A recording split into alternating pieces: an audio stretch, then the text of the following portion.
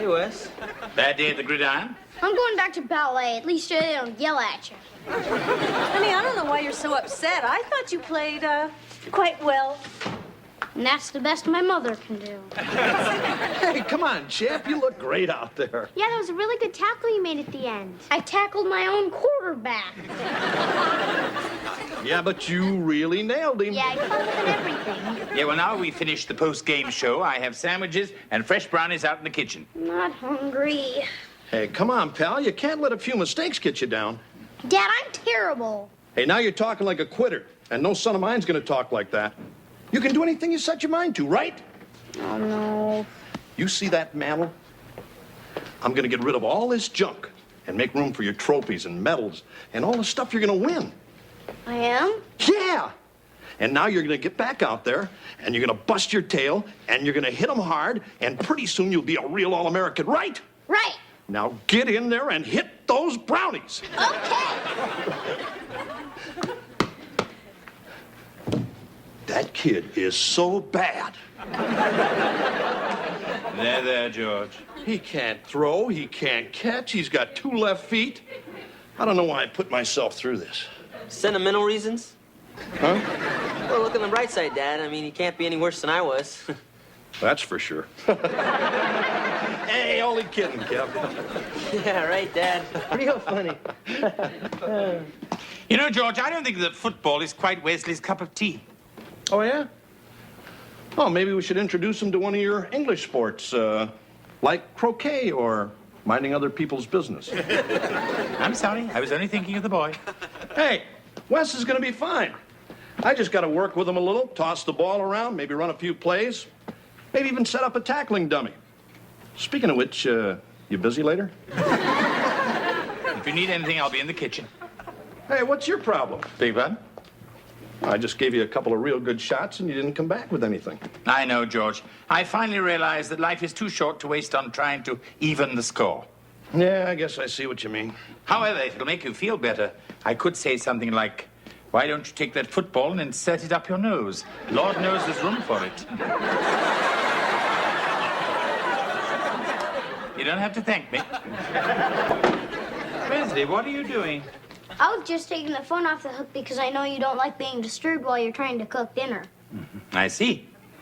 I don't know exactly what you've done, but apparently you've left a witness. It's just Dad wants me to practice my kicking every day, but I kicked one so good it broke one of Homer Huffnagel's windows. Wesley, please tell Mr. Belvedere it wasn't the big picture window. You know, the one where Grandma Huffnagel sits. Oh, don't worry, it wasn't. It was the little one. You know, with all the pretty colors. Oh, the stained glass. Oh, no matter. They can always send to the Vatican for another one. I'm sorry, I'm just trying to get better. It's all right, Wesley. Now, you go and wash up. Later, we'll try and burn off your fingerprints.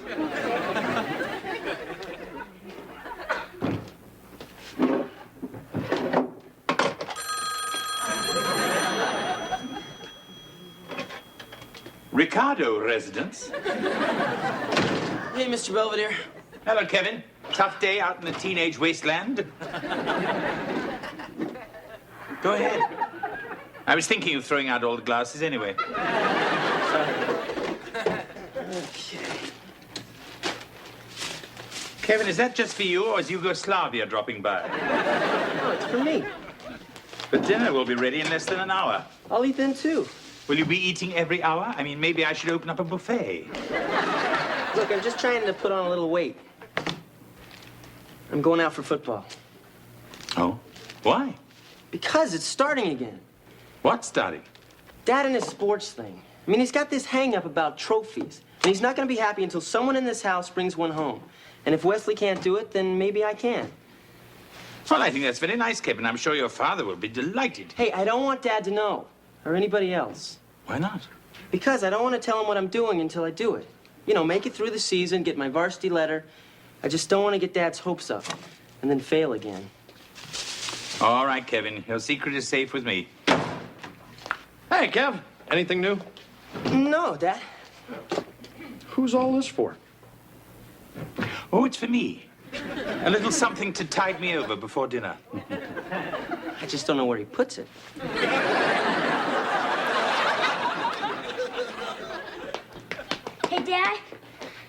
I just ran through all the tires, did 20 wind sprints, and tackled Mr. Belvedere while he was taking out the garbage. Wesley. It's okay, he didn't spill any. That's the spirit, champ. Only thing is, Dad, I've been eating a lot for a month, and I'm still not getting any bigger. Sure you are. I think I should take steroids. What? They're supposed to make you as big as a steer. Wesley, those things are very dangerous. Yeah, Wes. The only people who take that stuff are either very stupid or East Germans who are tired of being women. Wesley, you blindsided Mr. Belvedere. Sorry. That's 15 yards. Of boiled tongue and broccoli. Come on, Dad, better come quick. What's wrong? Kevin's getting in a fight with the Hufnagels. Listen, Homer, next time the stupid Doberman comes near me, I'm gonna knock its head off. What happened? Nothing. Stupid dog. I gotta teach it some manners.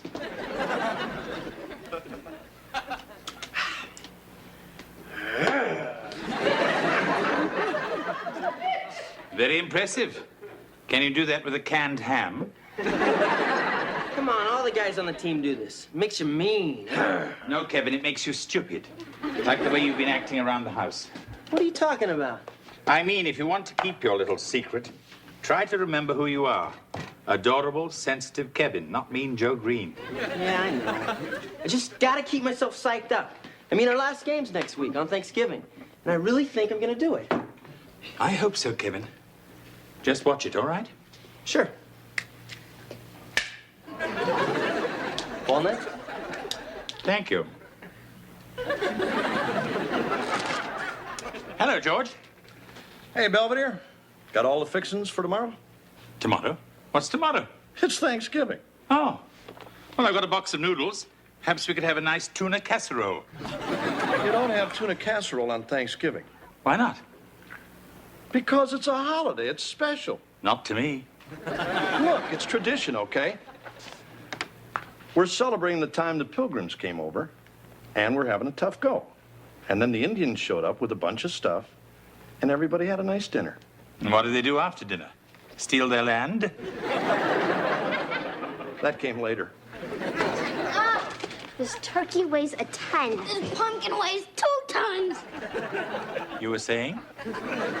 George, look what I found. What is it? It's Kevin's report card. It was mixed in with the bills and magazines. He's had it for a week. I can see why he hid it. He dropped a grade and everything. You believe this?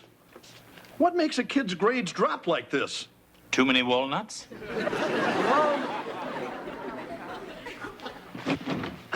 Whoops, I was hoping you wouldn't find that till after Christmas. Kevin, what happened?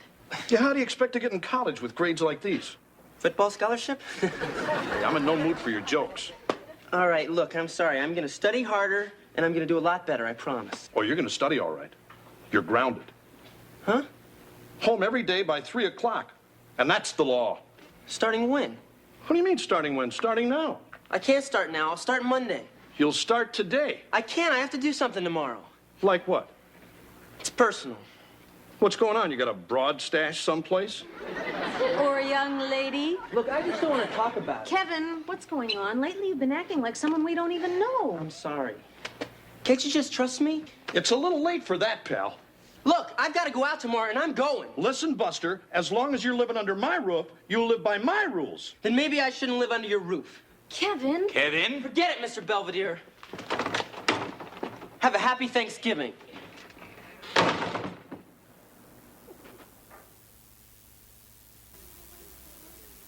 Wesley, what are you doing? Watching the Thanksgiving Day parade. How can you be watching TV? We don't even know where Kevin is. I'm looking for him in the crowd. Anyway, Dad says if Kevin is old enough to walk out the door, he's old enough to not have us chasing after him like some sort of little kid. Well, that's not what Mom thinks. Doesn't matter what Mom thinks. She's not the man. Wesley, you sexist pig. Wesley, stop making that noise. You'll be fed in a moment.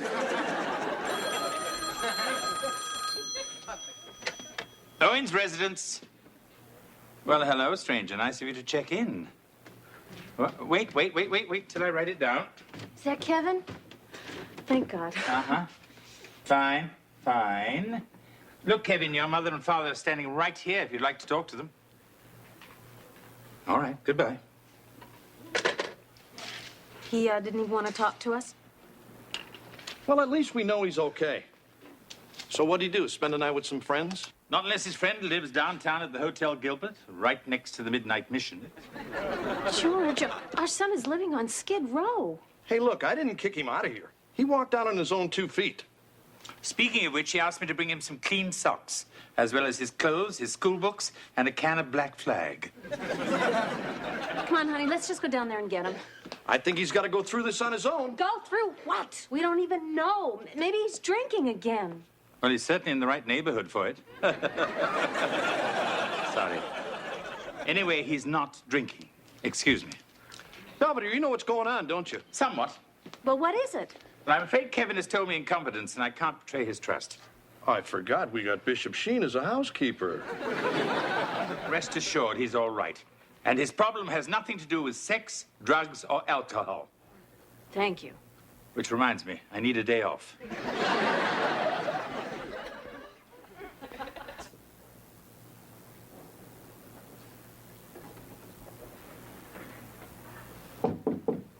Come in, it's open. What's cooking? I was expecting my housekeeper. I had to let mine go. I'm Sherry. I live across the hall. I'm Kevin, I'm underage. Do you have any cranberry sauce? Why? What are you gonna do with it? I'm gonna eat it, kid. Like with turkey and stuffing. It's Thanksgiving, remember? Yeah, right. Got some applesauce. I'll take what I can get. Thanks, kid. I'll see you around. Sure. I just gave her my hot plate and some canned goods. It's a pity you didn't have any stockings or chocolate bars. She might have moved in with you. Well, Kevin, what a delightful room. Hey, look, I don't need any wisecracks, Mr. Belvedere. This is the best I could do, okay? No, I mean it. It reminds me of a hovel on the left bank I once shared with Jean-Paul Sartre. He was busy forming his philosophy of existential nihilism, and I was going out for track. Yeah, thanks for bringing my stuff, Mr. Belvedere. You know, your mother's very upset. I figured. And I think your father is, too. Tough. You know, Kevin, for someone who's set out to make your father happy, you're doing a very miserable job of it. Thanks. Why don't you just tell him you're playing football and have done with all this foolishness? Look, I've got to do this my own way. I'll tell him when I have the letter in my hand. It's up to you. So listen, I have to look over some plays for tonight. Oh, that's right. The last game of the season. Oh, you must be very excited. Yeah, I might even get to play. It must be very exhilarating. Out on the field, being cheered by strangers. Look, just tell Mom that I'm okay and I'll call her tomorrow. And your father? I don't care, make something up. I've become very good at that. Kevin, are you sure you want to stay here? Yeah. And you're not coming home? No. Oh. Can I have your room?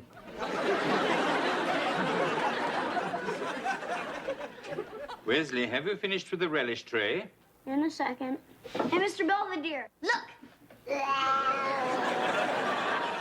Wesley, don't wear olives in the house. But I do it every Thanksgiving. It's a tradition. Well, start a new tradition. Behave yourself. Okay. Gee, I wish Kevin was gonna be here for dinner. So do I. So when's he coming back? I don't know.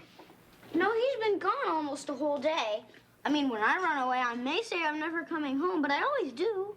Yes, I've been meaning to talk to you about that.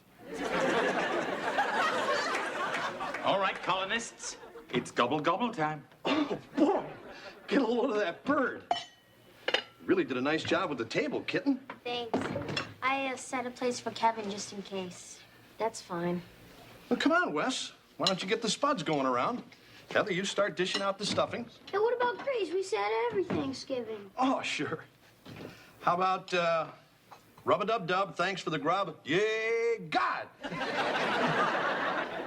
I've prepared something. Go ahead, honey. Let us bow our heads. Dear God, we thank thee for all our many blessings, for the food on our table, and the nice house we live in, and the love we share as a family, even though one of us is far away and alone in this cold, dark night. But thanks anyway. Amen. Amen. Well, have a nice dinner.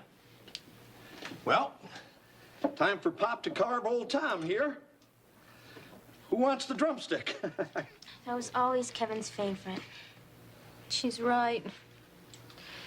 Yeah, I can just see him sitting there, spilling something. Come on, Mom, it'll be okay.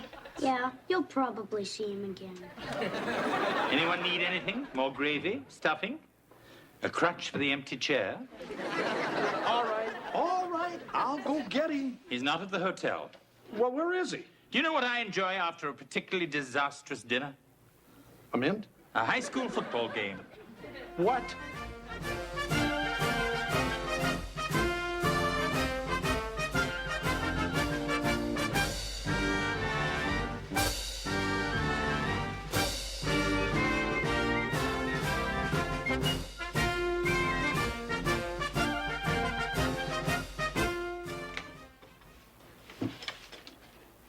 Boy, it's even uglier in here. Oh, my. Hey, what do you think happened to Kevin, Mr. Belvedere? Or perhaps he went out with his teammates to celebrate their near victory. Hey, I don't get it. All he had to say was, hey, Dad, I'm taking football, and I would have said to hell with the grades. I mean, I could have helped him. You know, toss the ball around, give him some tips, drill him with some of his plays. Maybe that's why I didn't tell you. Kevin, are you all right? Yeah, Mom, I'm fine. You played real good out there, Kev. Yeah, it was great when you got that fumble and those 14 guys fell on top of you. Come on, children, let's go downstairs and see if our car still has tires. I'll be waiting. For both of you.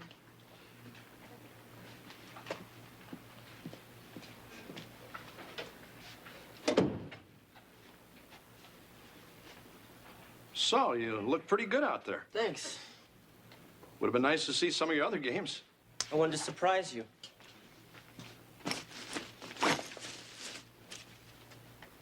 What's this? It's my letter. Hey, you're supposed to put that on your varsity I sweater. didn't get it from me. I got it for you. Hey, come on, Kevin. Come on, don't start- Dad, take it. It's what you wanted all along. Now maybe you can lay off Wesley. What are you talking about? You're doing the same thing to him that you did to me. Don't you remember saying, you're gonna make All-American, Kev, and don't be a quitter, Kev. I got the mantle already, Kev. But I never brought anything home, Dad, because I stunk. And you couldn't face that. Hey, all I cared about was that you tried. Oh, don't give me that. You wanted a winner. Somebody you could brag about, someone you could point to and say, hey, that's my kid out there. Well, here, it's the best I can do. I'm sorry. Look, I'll admit I was a little disappointed in you, but that was a long time ago. I got over it. Well, maybe I didn't. All my life, all I ever cared about was trying to please you, trying to make you proud of me, trying to fill that space on the mantle. But you know what? I just don't care anymore.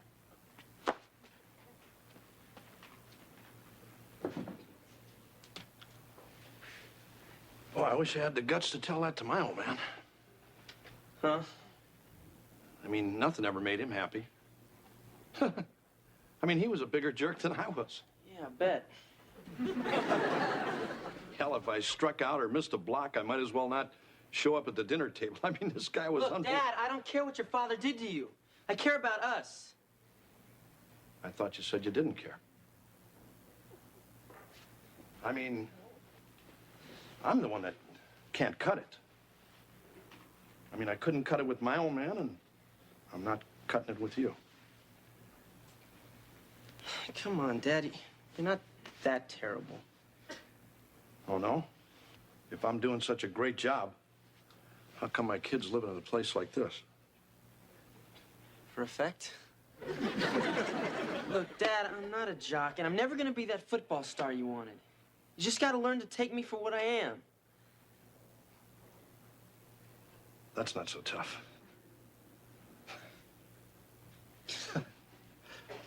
I'm proud of you, pal. Thanks, Dad. Go on. Let's get out of here. Okay.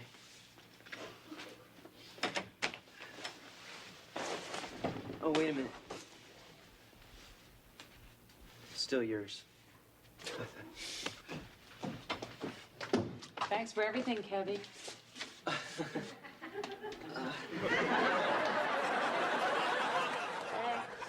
Hey, Wes, what are you doing up? I'm hungry. You want some turkey? No, I'm just gonna scrape the marshmallows off the yams.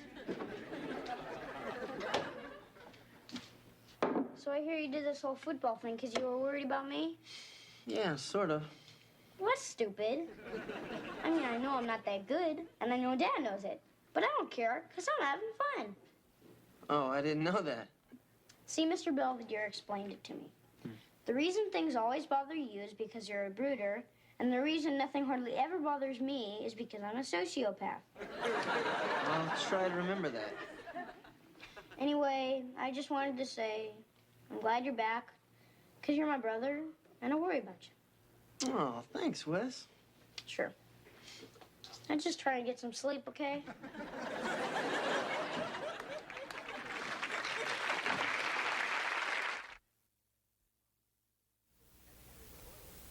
In a few moments, my first Thanksgiving with the Owens family will be officially over. After a great deal of orchestration on my part, we actually had something to be thankful for. As usual, they provided me a cornucopia of chaos, dilemmas, intrigue, and leftovers. I don't even want to think about what they're getting me for Christmas.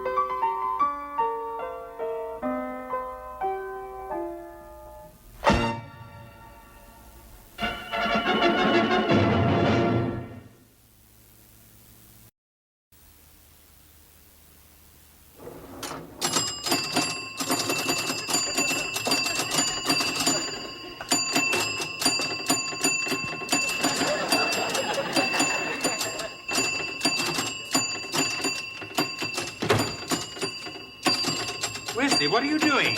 Eating my lunch? What is this? A pinball machine. Thank you. Hey, what'd you do that for? I almost had 10,000. Wesley, what have you done? Two guys came and said, "Hey, kid, want a pinball machine?" I said, "Okay." Here it is. I see. Anything like the time two men came with a big truck and asked us where we wanted the pool?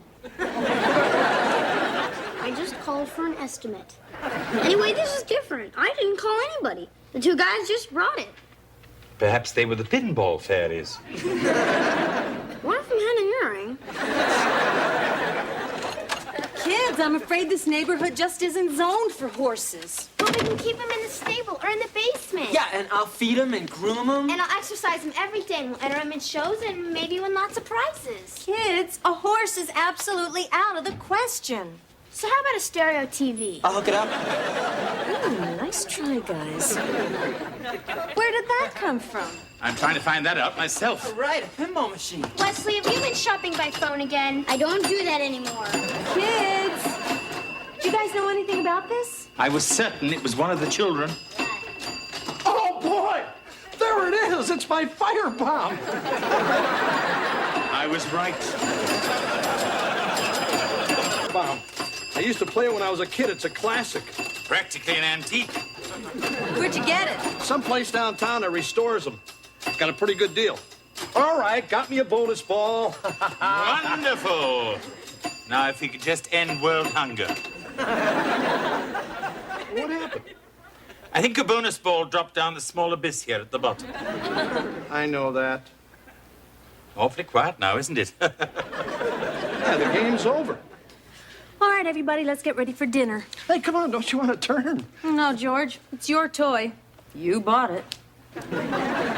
Oh, Looks like old Dad's in the doghouse. Oh!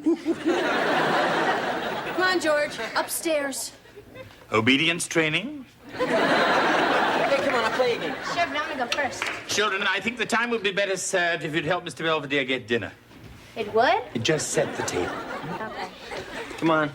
Maybe we'll win a bonus fork. Well, I think somebody owes somebody else an apology. You are absolutely right, Wesley. I was wrong to assume that you were responsible for this. You have every reason to be angry. I'm not angry. I'm mostly hurt. Wesley, I sincerely apologize. Okay. I just hope that next time when I say something, you'll believe it. Like if a candygram comes tomorrow, I didn't do it. Come on, Heather, quit hogging the machine. All right, another 10,000. Hey, Dad, she's got more points than the rest of us put together. It's okay, kitten. Keep going. You're doing great. She gets another bonus ball, we'll pull the plug.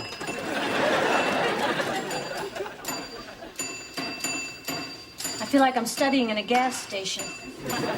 Pardon me? Oh, you know the sound of the pumps, you know, the way they go ding, ding, ding. Remember? Well, I mean, they don't do that now, but they used to 20 years ago. They used to go ding, ding, ding. Well, I'm sure 20 years ago I would have been amused. I'm sorry, Mrs. Owens. It's getting to me, too. It stopped. Perhaps they broke it. Wesley's very good at that. I'll be right back. I'll be right behind you. Hey, Dad, watch it. You're gonna break it. Hey, don't worry. It's called finesse. I think it's called tilt, Dad. Hey, my turn. Okay, bedtime, everybody. Nuts. What's that? This thing bothering you? Oh, just an itsy bit. Okay, kids, that's enough fun for tonight. Yeah, upstairs, finish your homework, brush your teeth, and into bed, all of you. Mom, I'm 17. So get a job.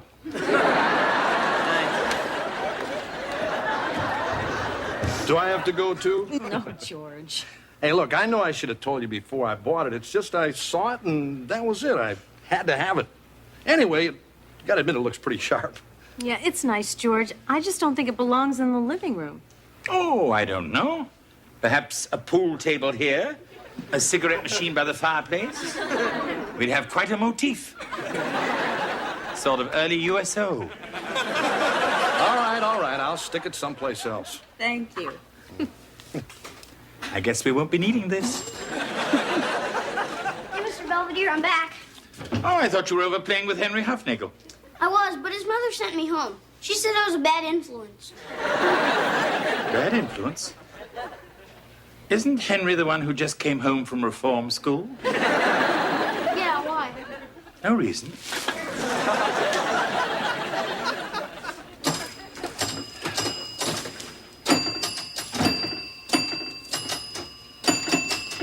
So, I see we've parked ourselves in here.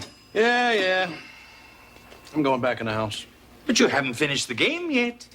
I know when I'm beat. Anyway, I'm tired of this stupid thing. So soon? I guess it's just not like when I was a kid. You know, cutting classes, hanging around that sleazy arcade on First Street, playing till midnight, then sneaking in my window so my old man wouldn't catch me. Well, I guess you can't go home again. What, you hear something from immigration? I don't see what all the fuss is about.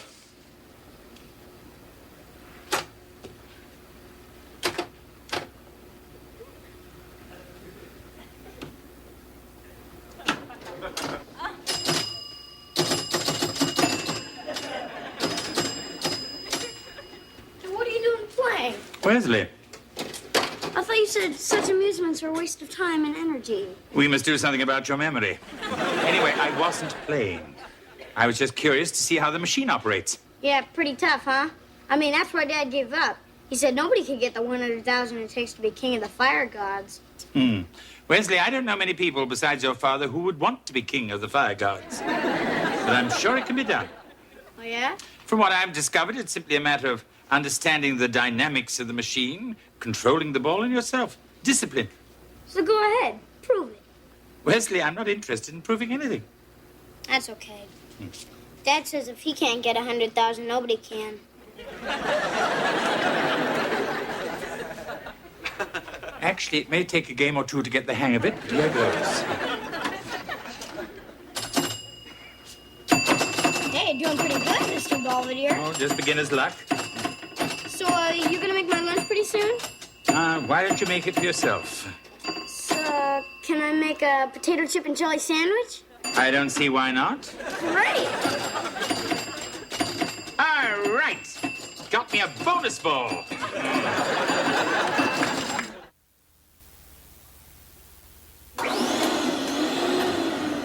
Wesley, quit goofing off. You're supposed to be vacuuming.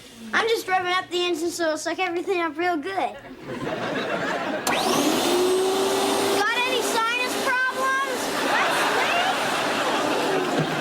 Wesley? Come on, Wesley. We're supposed to be doing a good job, just like Mr. Belvedere would do, if he were doing it. I just hope he gets better soon.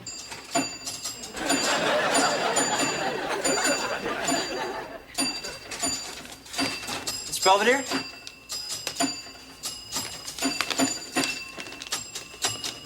Mr. Belvedere? I'm back from the store. I got the stuff for dinner. That's a good lad. Yeah, I got chicken, potatoes, some lettuce, strawberry shortcake. So, what should I do with it? Boil it.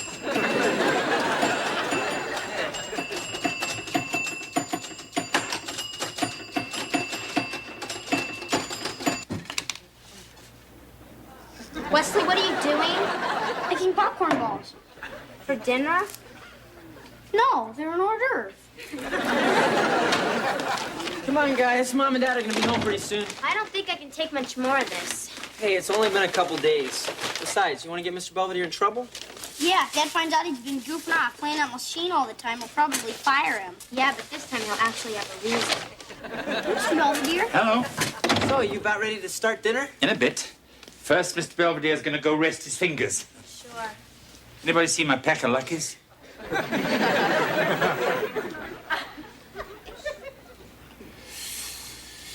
The itsy bitsy spider up the water spout. Down came the rain and washed the spider out.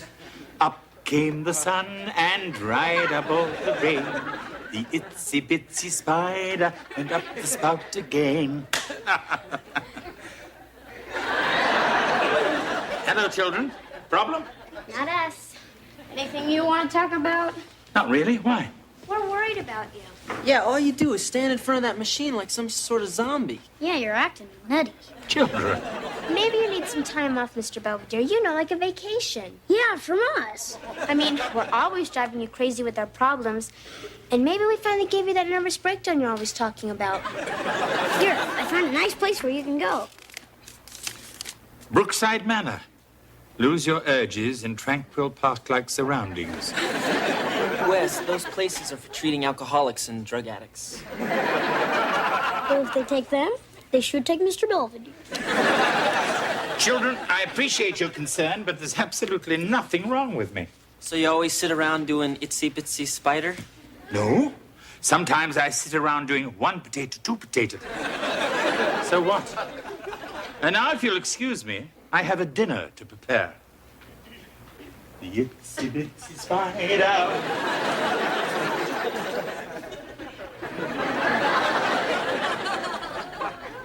Pretty good popcorn balls, huh? Delicious. I think I lost the filling. Everybody ready for the main course? What is it? Sloppy Joe's. It's Western night. Oh, boy. Sorry I had to use tuna.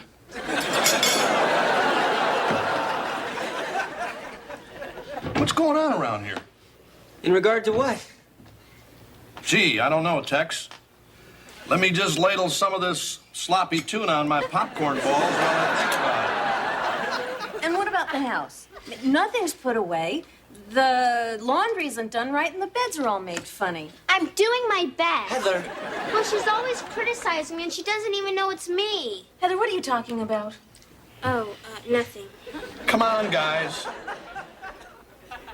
We've been doing all Mr. Belvedere's work. What do you mean? Mr. Belvedere is a pinball junkie. All he cares about is getting 100,000 and beating that stupid machine. Meanwhile, we've been covering for him, doing the cooking and the cleaning and making the beds funny. This just doesn't sound like Mr. Belvedere. Hey, I've seen this happen before. Guys get so hooked on that little silver ball, they'll sell their mother for a free game.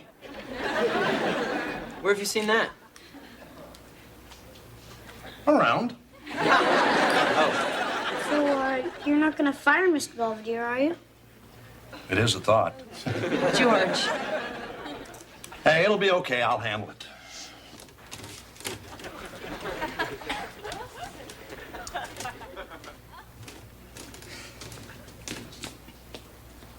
Going somewhere? Oh, George. What are you doing here? Oh, nothing. What are you doing up? It's after midnight. Oh, I couldn't sleep. I had a bad dream. Oh, yeah? Very bad. I dreamt I was falling from a great height while being eaten by sharks. Yeah, I hate that one. Look, let me take you back upstairs, tuck you in, tell you a bedtime story, and you'll sleep like a baby. Another time, perhaps. Right now, I'm going to fix myself some warm milk and then toddle off to bed. Yeah, I'll have it along with you. Oh, you wouldn't want any. It's goat's milk. Good night. Where are you going? To milk the goat? What do you want from me, George? Nothing. It's just if I didn't know better, I'd swear you were sneaking out to play that pinball machine. That's ridiculous. I'm just going outside to get a breath of fresh air. Okay, I'll come with you. No, you can't. I mean, this is Pittsburgh. There's only so much fresh air to go around.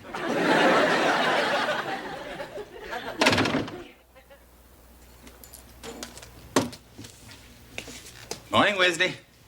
Morning. We're out of cereal, milk, eggs, and bread. Well, I'll get you something else in a minute. What? Well, just let me get in a game or two. Come on, Mr. Belvedere. Wesley, did I tell you I got 85,000 points last night? See what you can accomplish when you apply yourself? Pretty soon, Mr. Belvedere is going to become king of the fire gods.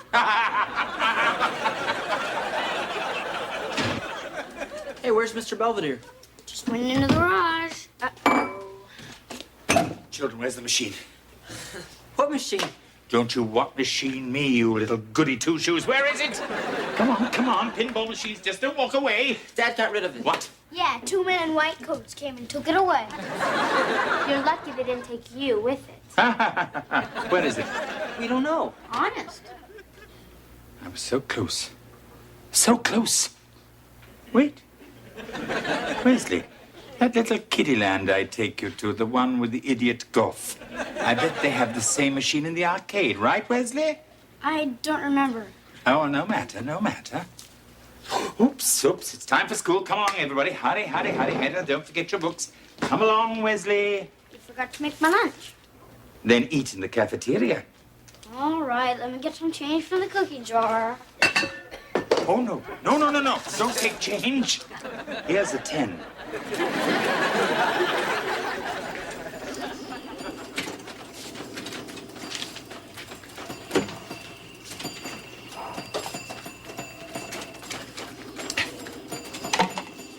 Children are so gullible.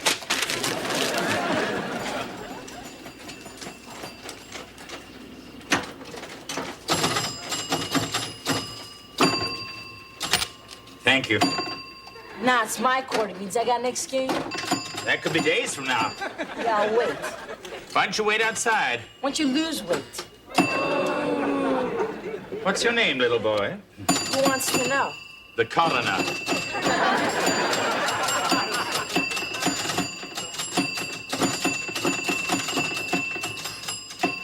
I knew you'd be here. Why aren't you at school, Wesley? It's 4 o'clock. Already? Hey, where's your watch? I sold it to some punk. I needed quarters. Another 5,000? Oh, do it to me, baby. Do it to me.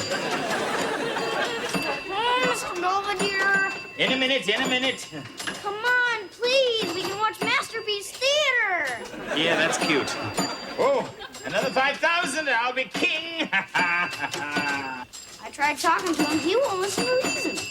Well, then maybe your father should try. Come on, Dad. If you don't talk to him, he may never come home. He does seem happy here. All right, all right. Hey, Belvedere. George? Look, Belvedere, the kids and everyone, all of us were a little concerned. Out of my light, George. Sorry. Hey, look, let's say we head on home. I'll make us a nice fresh pot of coffee, and then we'll... Whoa, do you know what your score is? Yes! 89,000 and climbing. Yeah, real good, but the house is kind of falling apart without you, and you gotta admit you've been acting a little crazy. Hey, nice save. Thank you, George. But I am not crazy, just determined. I want to be king. Yeah, well, that's real great, Your Majesty.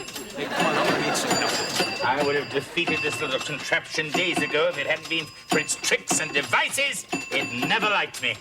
95,000. 96,000. It's almost there. Get those targets. Get those targets.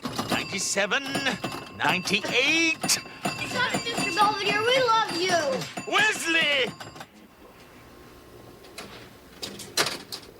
Game's over, Mr. Belvedere. I'm not going to look. 99,990.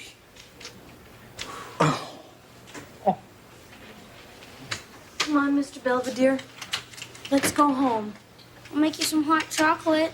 Yeah, I'll make you some Yorkshire pudding. Any flavor you want. Mr. Belvedere, you okay? I'm perfectly fine. I think I've taught everyone a valuable lesson.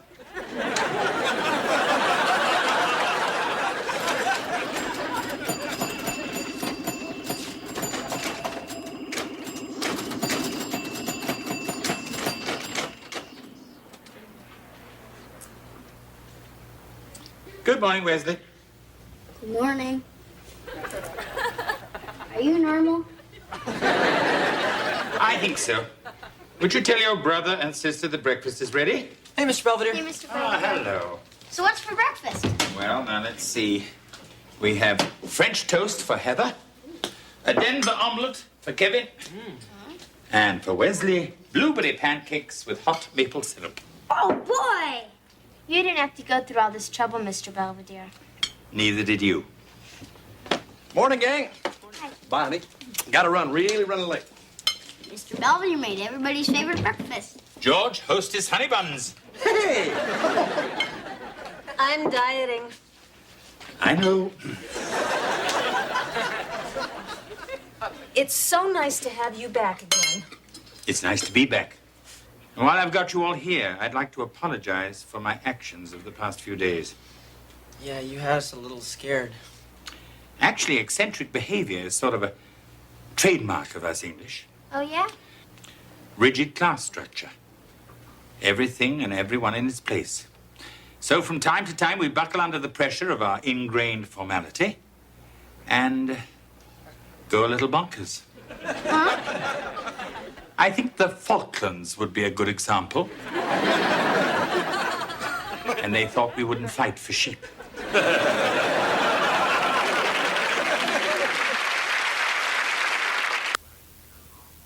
Well, it's been a long day.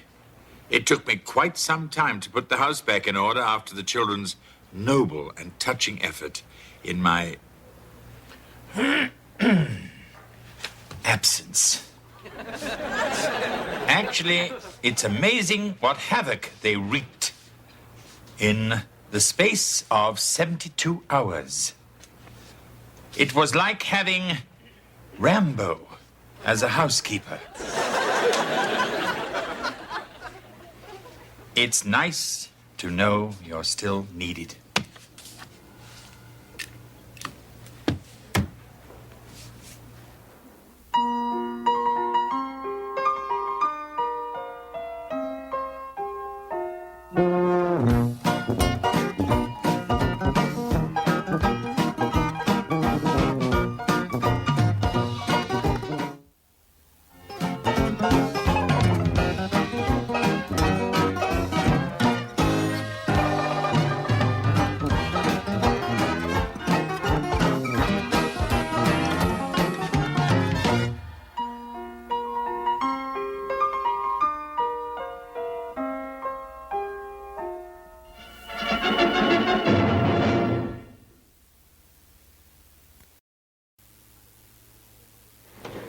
Okay, Angela, let's try this one.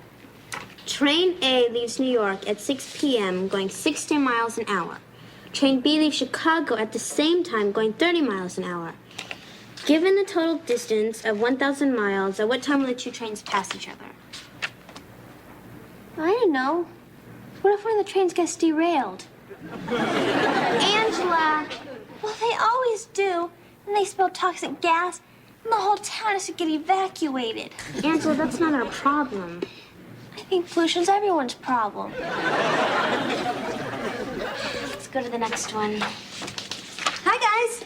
Hi, Mom. We're studying. Congratulations. Hello, Mrs. Owens. I'm Angela. Yes, I remember you from yesterday. Anyway, Angela and I are going to do real good in the algebra midterm. I hope so. You know, you've really got to bring that grade up. You've been doing terribly. Yeah, math is real important. I like when you have to figure out stuff like if a bus leaves Beaver Falls at 4 p.m., how long will it take to get to the ski lodge in the Poconos? Heather. Well, you said I could go skiing if I did better on my test. A lot better. I will. Hello, Mrs. Owens.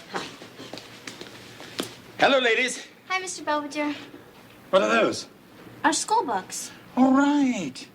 It's just that I've never seen them open like that.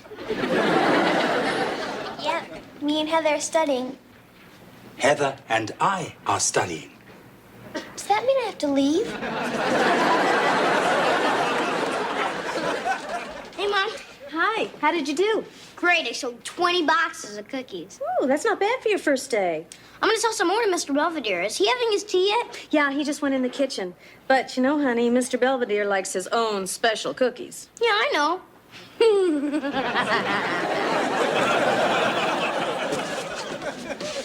Looking for something? Wesley, have you seen that box of butter bickies? You know, the ones I import from England? You mean the cookies you hide behind the sauerkraut?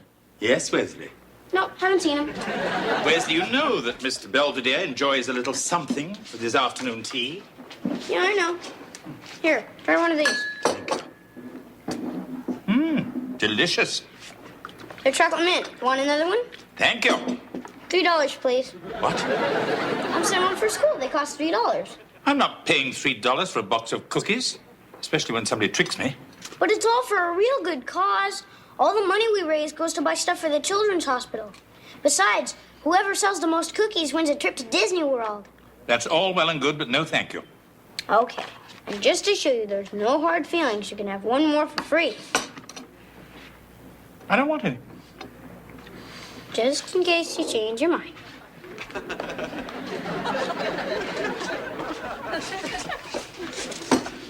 Come here, you little cookie pusher. Give me a box. Just one? What do you want this time? The little peanut butter ones. Good choice. Thank you. I got a shipment of vanilla creams coming in. Primo stuff.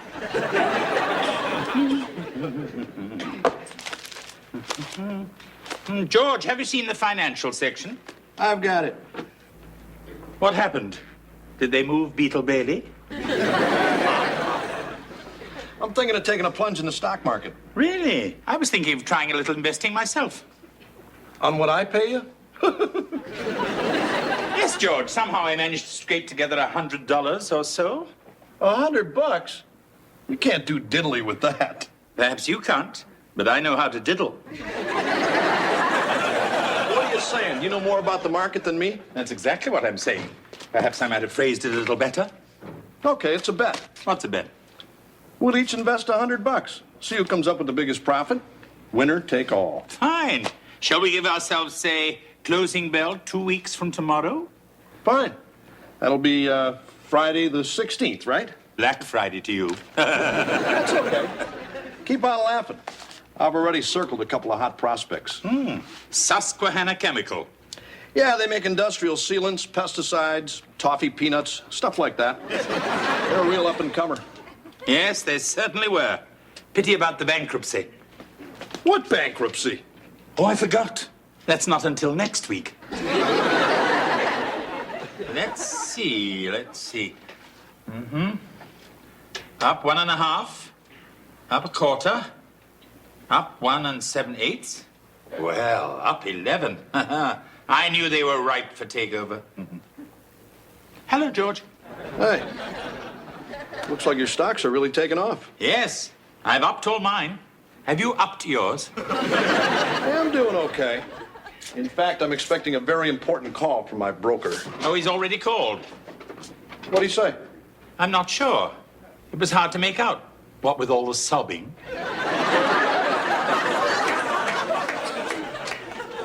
Heather, have you seen Wesley?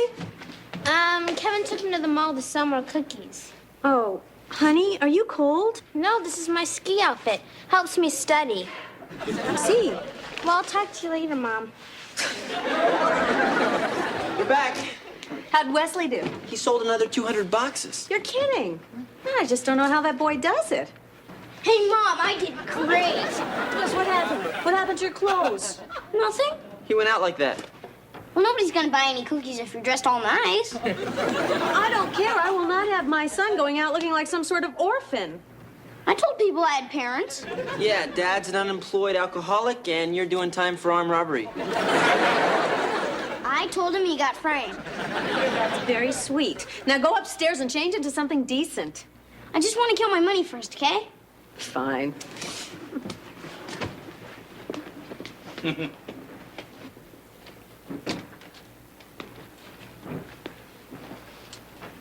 Let me guess. Claudine Langer and Dundee.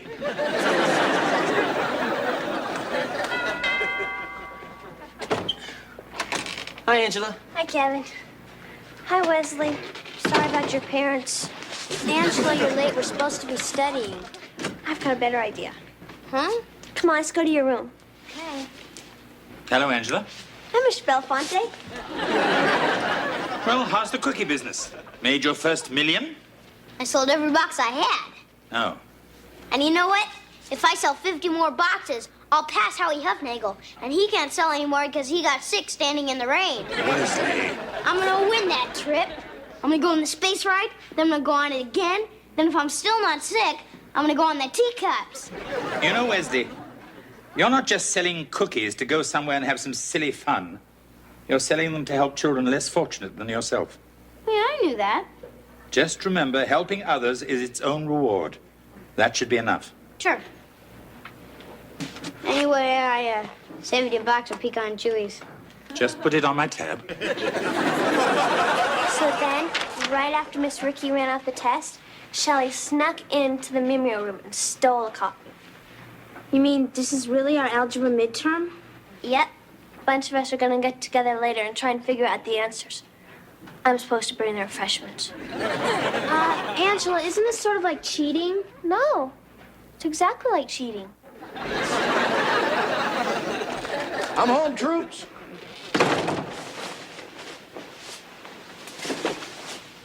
Big deal. Hi, honey.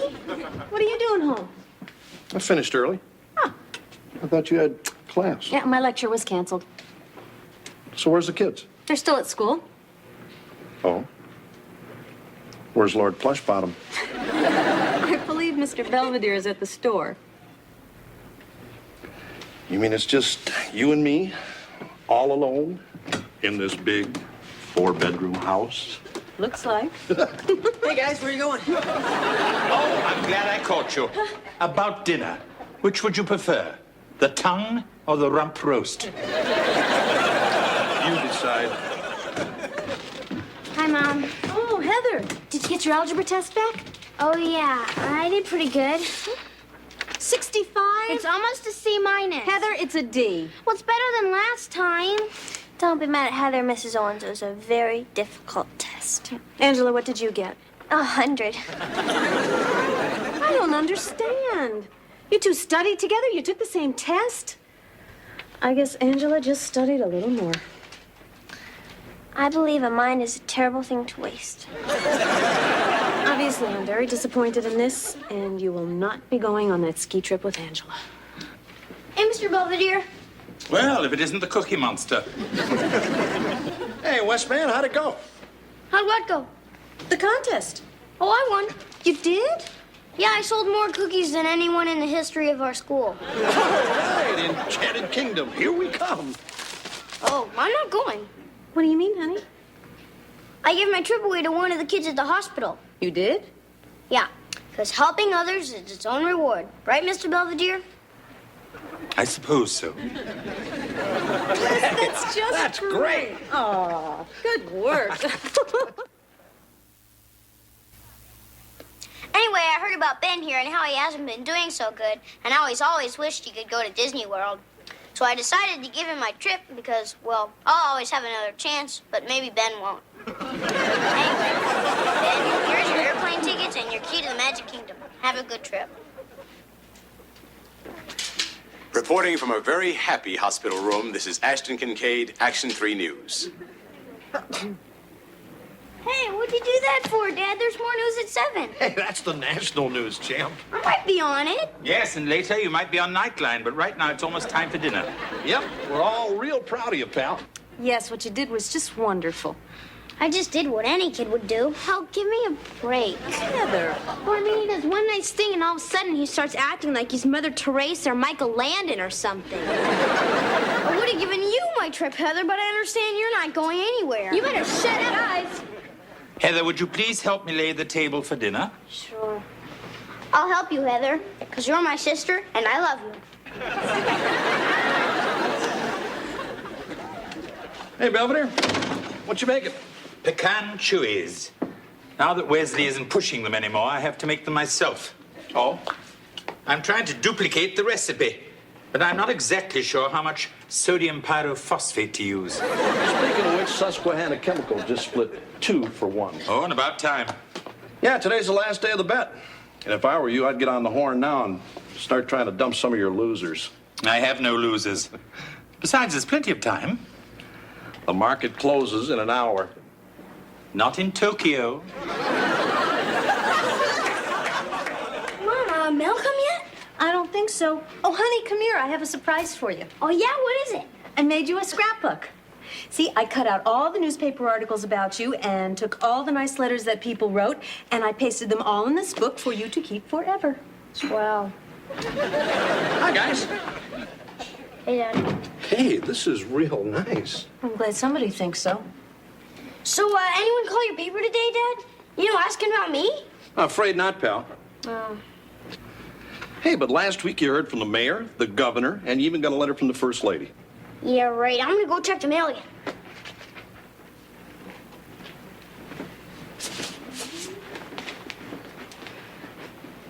Heather, what's all that? It's my ski stuff. Hey, look, we've already been through all this. You're not going on that ski trip today. I know, I'm loaning my stuff to Angela. Oh, I'm sorry. Is it still okay if she goes? See you at dinner. It's open, Angela. Hi, Mr. Velveeta. Hello, Angela. And it's Belvedere. Oh, I'm sorry. I'm not very good at names. That's right. Numbers are more your forte. Huh? Once again, congratulations on that marvelous achievement, your algebra test. Oh, it was nothing. While you're here, you might help me figure out this recipe. I was never very good at math. Oh, sure. You see, it calls for 1.5 cups of rice to serve 3 people. And I want to serve 6 people. So how much rice should I use? Why can't they just share? Here. Yep. Angela has just been helping me figure something out. Uh-huh. Excuse me. Got all your ski stuff? Yeah, come on. I don't want to miss the bus. Hey, my name is Wesley T. Owens. May I speak to Frank Sinatra, please? Well, I'm this little kid from Pittsburgh, and I did this really wonderful thing, and I think maybe Mr. Sinatra would like to know about it. Wesley, what are you doing? Nothing. Just tell Frank I'll call back later. Bye. Thinking of joining the Rat Pack? I want to go see Mickey Mouse. I see, but you already gave your prize away. So did Joey Martinelli, and he still got to go. Who's Joey Martinelli? Kid I read about in this article. See, he won a week at the World's Fair selling chocolate bars. Only, when he gave his trip away, this rich guy read about it and sent him there for 2 weeks. In other words, you did your wonderful deed. Not only expecting praise and recognition, but a better trip as well. Yeah. That's the Wesley I've come to know and suspect. I've even figured out exactly how much somebody's got to give me. See, $1,197. That includes the plane tickets and the hotel room and the mouse ears and everything. I wouldn't hold my breath. But I gotta go. I deserve to. I'm the one who did all the work, not that kid in the hospital. Then perhaps you better just go over there and tell him you want it back. Okay? Let me get my coat.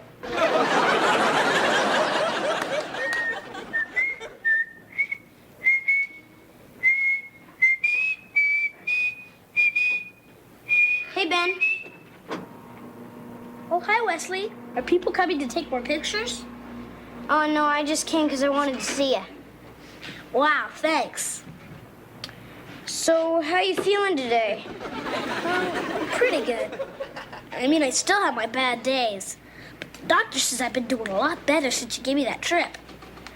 That's sort of what I wanted to talk to you about. Oh, yeah? I was just wondering how you'd feel if something happened and you didn't get to go. Why? What's it say on there? Oh, nothing. I just meant, what if the park had to close down? Like if the dwarves went on strike or something. Why'd they do that? I don't know. 'Cause they're grumpy? Are you okay? You want me to call a nurse? No, don't. I'm okay now. Just gotta be careful not to get too excited. Oh, yeah? Maybe this trip isn't such a good idea. Huh? I mean, it's real exciting down there with all the rides and parades and stuff. And you could get so excited, you might just keel over. And I'd feel real bad if something like that happened to you. What are you saying, Leslie? I'm just saying that...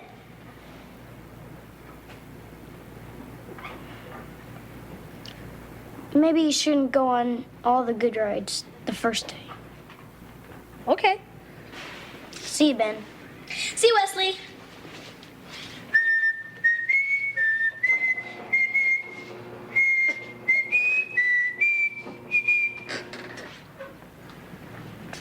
I couldn't do it. You must be losing your touch. Yeah, tell me about it.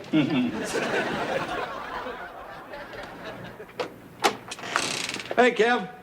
Don't come near me. I've been working on this for 2 hours. It's real fragile. Your mom and I could go back out and sit in the car. Yeah, would you? So where is everybody? I don't know. I think Heather went skiing and Mr. Belvedere took Wesley to the hospital so he could take his trip back from that sick kid. What?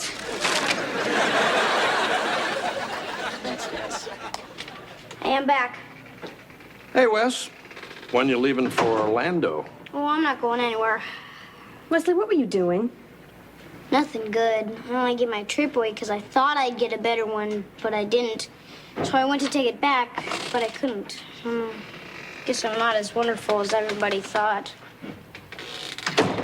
Did it make you feel any better, Wesley? I never thought you were wonderful in the first place. Thanks.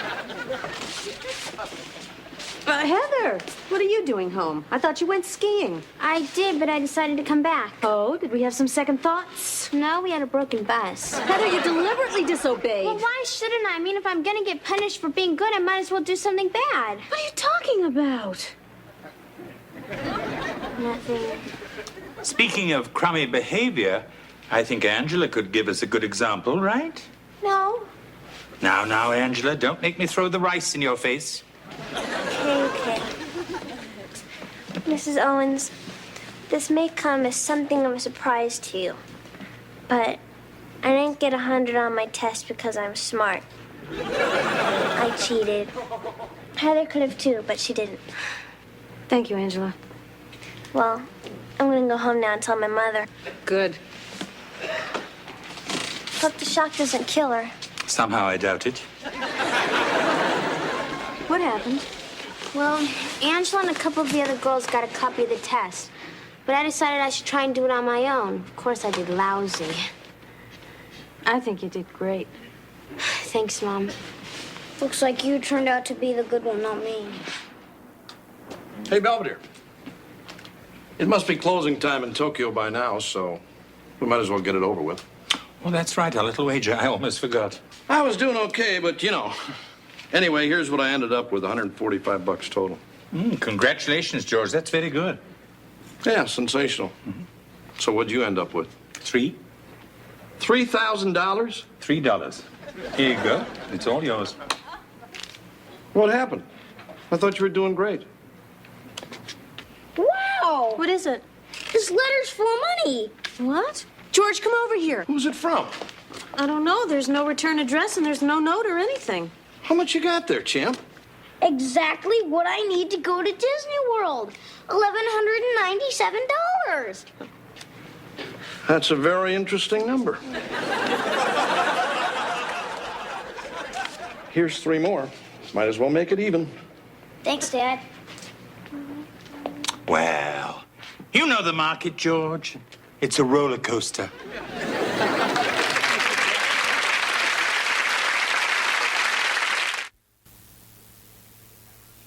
At any rate, I received 2 postcards today.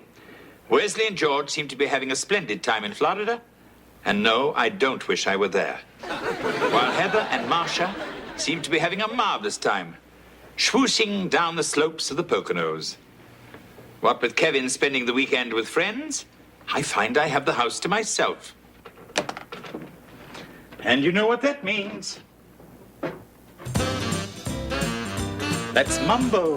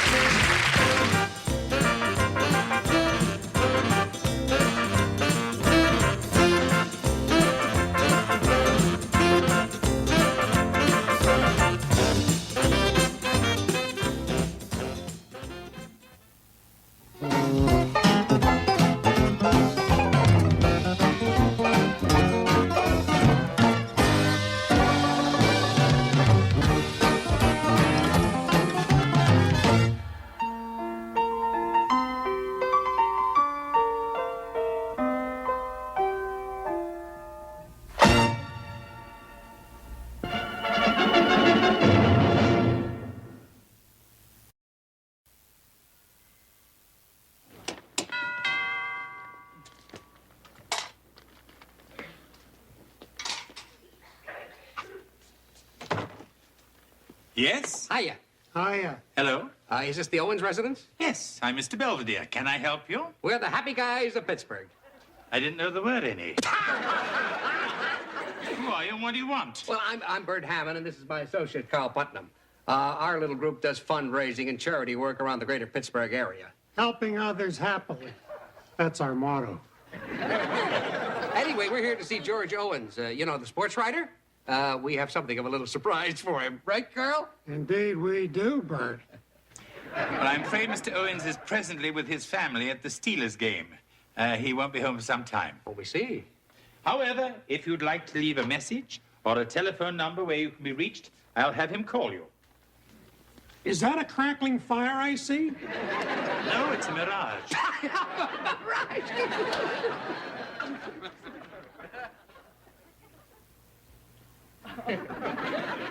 Fire's almost out. That usually happens as time goes by. Jeeves here's really got a great sense of humor, huh, Carl? Ever think of becoming a happy guy? Not anymore. We're back. Thank God.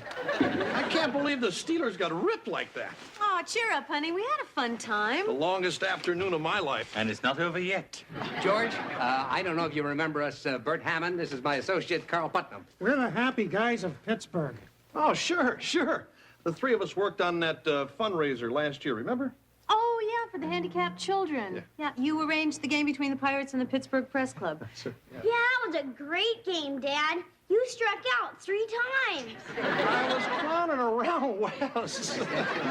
Not as far as we're concerned, right, Carl? Far from it, Bert. You see, George, every year about this time, us happy guys like to get serious for a while. To honor the public-minded individual who best exemplifies the spirit of the happy guy. Oh, yeah? George, in recognition of your dedication and your hard work, it is my privilege to tell you... Our privilege. Excuse me. Our privilege. On behalf of our beloved president and founder, Vladimir P. Bud Nebling, to name you Happy Guys of Pittsburgh's Man of the Year for 1985. That's great. Congratulations. I mean, I don't know what to say. Well, don't say anything. Just save it for your speech. Speech? What speech? Your acceptance speech, silly. At the banquet. Oh. Well, we better be going. We don't want to wear out our Happy Guy welcome. Oh, I'm afraid it's too late for that. You've got to promise to bring this guy with you. Yeah, sure. Well, we'll see you next Friday. Not if we see you first.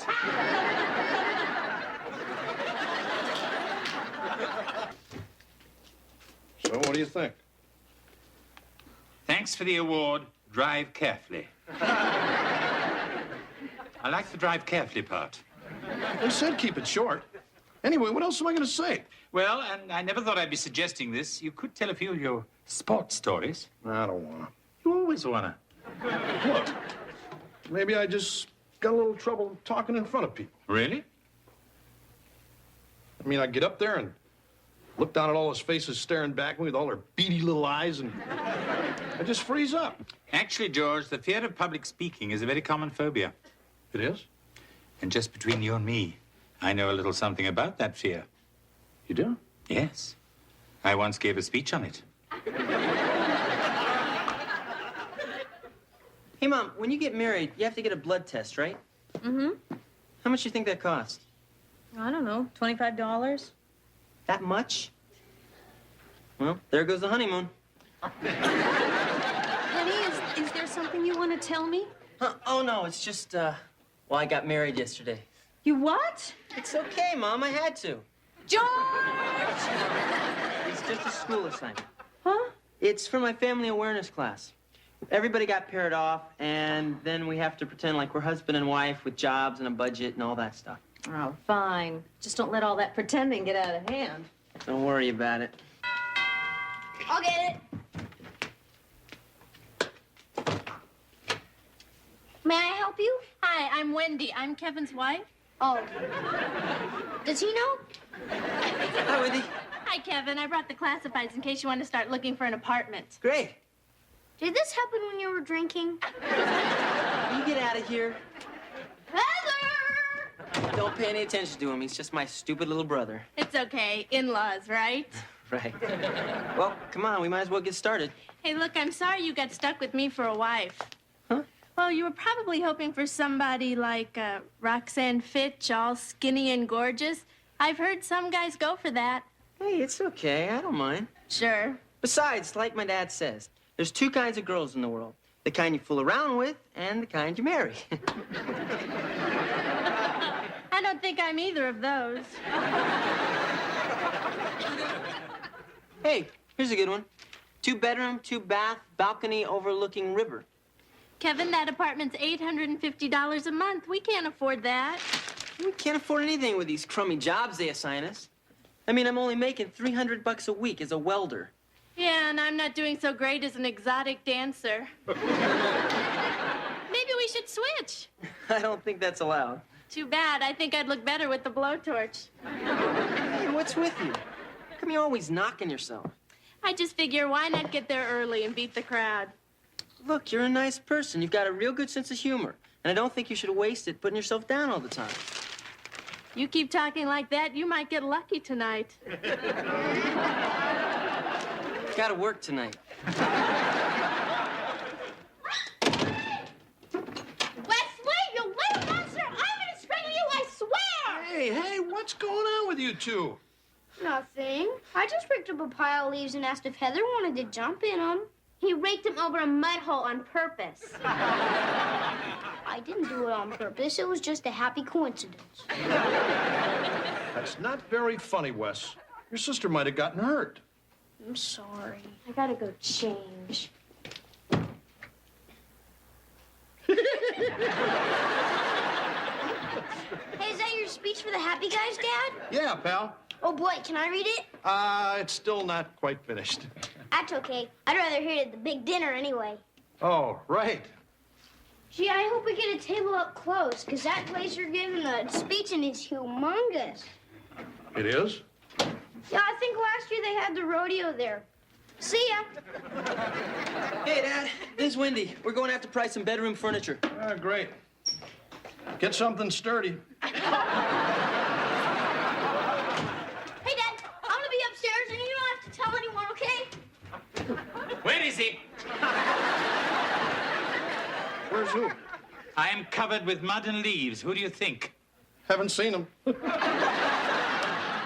Hey, Miss Belvedere. Wesley, huh? Hi, Mr. Belvedere. Hello, and how's married life treating you two? Great. We finally found an apartment. Congratulations. Oh, Mr. Belvedere, it's beautiful. It's got a fireplace and a little breakfast nook where the sun comes in. I mean, we could be happy there forever. I'm sure. And now, if you'll excuse me, I must go and track down your brother-in-law.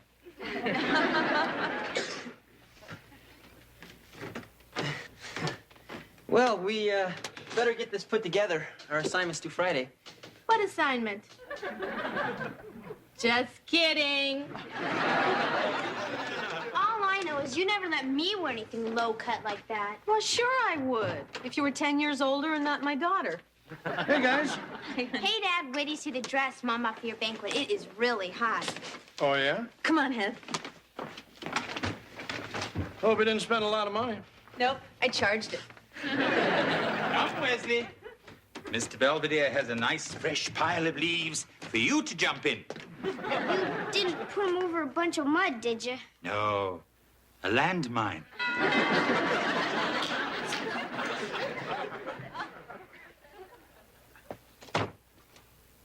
Well, if it isn't the happy guys. At the moment, we're not very happy. Is George here? Yeah, guys, how's it going?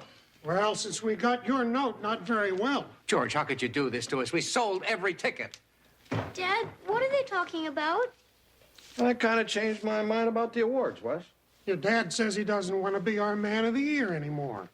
How come? Look, I don't really deserve this thing anyway. And even if I did, I don't have time for it. So thanks anyway. But you better get yourself another guy. George, the banquet is this Friday. Where are we going to find a man of the year at this time of night? Look, I gotta go in the kitchen and bake a cake or something. Excuse me. But, Dad... Sorry, Wes. So, you busy Friday?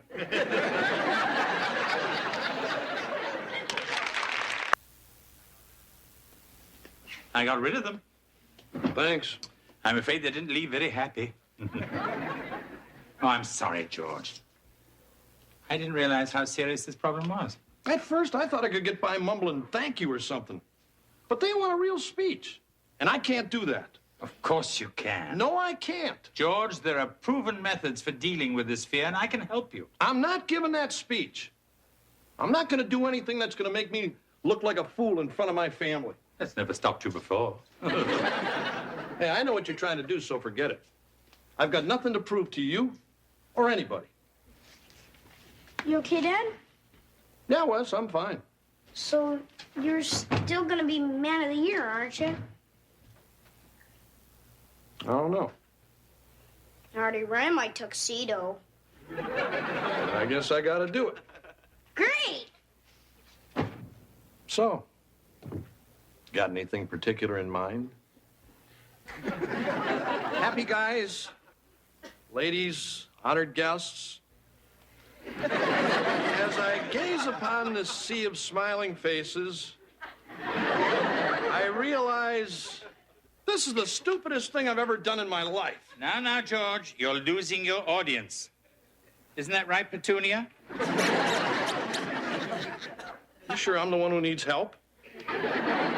George, you'll never overcome your problem if you don't start taking it seriously. How? You got me talking to a bunch of stupid stuffed animals. They are still your audience. They are sitting and listening attentively, just as your real audience will be Friday night. I don't know. Every time I look at these things... George, go back and finish your speech. Remember, you are the speaker. You are in control. There's absolutely nothing to be afraid of. Who's that? I don't know. But if they catch us like this, it'll be all over. I'll get the door. Fine. Hi, Mr. Belvedere. Wendy, it's only you. Yeah, I get a lot of that. Could you tell Kevin I'm here, please? I'm afraid he's not at home. He isn't, but we're supposed to decide tonight if we're going to have a baby. Oh, perhaps he went out to get cigars. These guys are cute. Whose are they? Oh, they belong to Mr. Owens. He talks to them. I'm home. Well, hello, stranger. Oh, hi. Where have you been? What? You told me you were going to be home by 3. I'm sorry, I just got a little hung up at the library. And you couldn't pick up a phone? Look, Wendy, I don't know. I'm sorry, we shouldn't fight. Right. Especially with a baby on the way. Hey, guys, what do you think? Oh, that's really nice. Are you going to a wedding? No, I'm going to my dad's banquet. It's tomorrow night. He's getting an award. Didn't Kevin tell you? No. Oh. Well, I'll see ya. Thanks, Heather. It's just a stupid dinner for my dad. It's no big deal. Well, we may have to forget about the baby, but I think there's enough money in our budget for me to buy a new dress. Look, Wendy, I'm taking Roxanne. Oh, then I'm just kidding. Wendy, it's not that... I'm sorry. I mean, why should I expect you to take me? I mean, who am I? I'm just the person who keeps your house and pays your bills and tries to make ends meet on a shoestring budget. Wendy, we're not married. It was homework. That's all. Look, I gotta go. You'll probably be hearing from my attorney. Or somebody. Honeymoon over? I don't know what it is with her. I mean, she thinks I'm some kind of jerk or something just because I won't take her to Dad's banquet. Kevin, there's no reason you have to take someone you don't like. Well, hey, I never said I didn't like her. Oh? I mean, she's nice and funny. We've had some good times together. It's just she's not the kind of girl you'd take on a date. Yeah. Mm-hmm. Look, George, it's not so bad. It's almost cozy. It's almost empty. And what's going to happen when this place fills up and I freeze up? Perhaps you'll throw up. Look, George, you're going to be fine. You've already given your speech a dozen times. Yeah, to a bunch of stupid stuffed animals. You've given it to me. You're not a big crowd. I mean, you're barely a small gathering. That's it, George. Keep your sense of humor. I'm sorry. Look, George, just relax. Now get the feel of the room, huh? You're going to be fine. You think so? See you in a bit. Hey, where are you going? To pick up my date.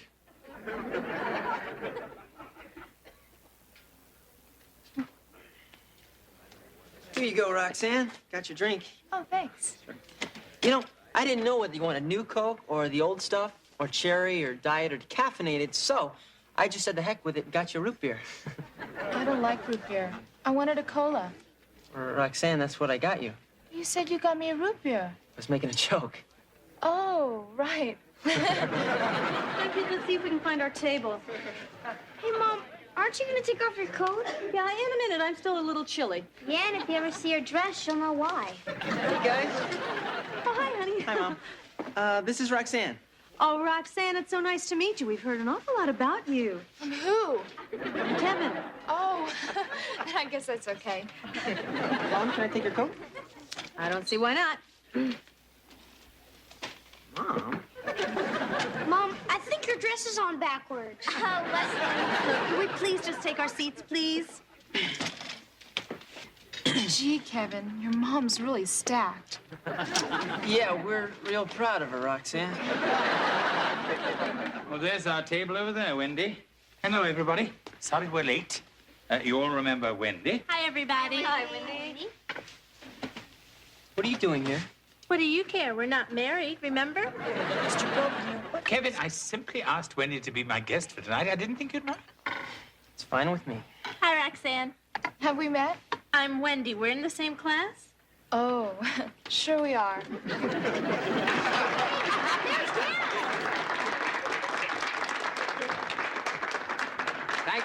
Thank you, happy guys and gals. And welcome to the annual Happy Guys of Pittsburgh Man of the Year Award Banquet. You know, I think it was a very wise happy guy who once said, if you can keep your head when everyone around you is losing theirs, You'll be the tallest guy in the room. But now, seriously. I want to tell you something about George Owens, our man of the year. Now, George is such a wonderful guy, we were going to erect a statue of him in the park. But then we thought, why scare the pigeons? Excuse me. I'm sorry, but I have to interrupt you, Bert. Why, am I slip showing? Please, ladies and gentlemen, I have an important announcement. I've just been informed that our president and founder, Vladimir P. Bud Nebling, has been suddenly stricken. He's been rushed to St. Stephen's Hospital, where his condition is listed as grave. The doctors say the next hour is critical. Oh, my God. Put it right here. I've arranged for a direct line to the hospital, and the doctors have promised to call as soon as they have news of Bud's condition. One way or the other. Take it, Bert. Well, thank you, Carl. I know that my prayers and the prayers of all us happy guys are with Bud as he valiantly clings to life. Oh, here's our man of the year, George Owens. Thank you, Bert. Carl, for that lovely introduction. Happy guys, ladies, honored guests. I haven't seen so many smiling faces since the Pirates said they might leave Pittsburgh.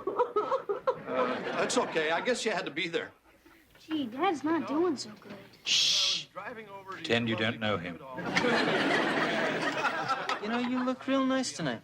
You don't have to say that. No, I mean it. What are you talking to her for? Do you mind? I'm getting a compliment. Yes, I mind. He's my date. Well, I'm having his baby. Isn't it fun when we double? That hit the spot. There's nothing like plain old Pittsburgh I'm leaving. tap I'm water. tired of being ignored. Come on, Roxanne. No, look, I'll go. No, Wendy. I'm sorry. I shouldn't have come in the first place. Sure you should have. Except you should have come with me. You mean it? Hey, what about me? I'm available. Can't we all just be quiet? Your father's trying to give a speech. Hey, that's my mom you're whistling at. As long as my family's up, I might as well introduce them all. The one dressed like a stripper is my wife, Marcia. Seated down here is my daughter, Heather. And then my son, Wesley. See you in court, Wes. And then my eldest boy, Kevin, who brought his lovely wife and some broad I've never seen before.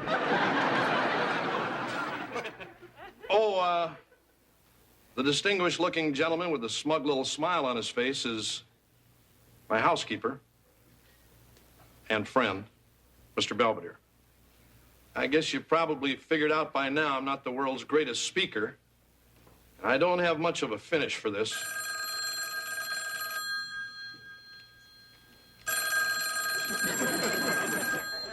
Maybe I do. Hello? Mm-hmm. Okay. I'll tell him. Bud's gonna be okay. Thank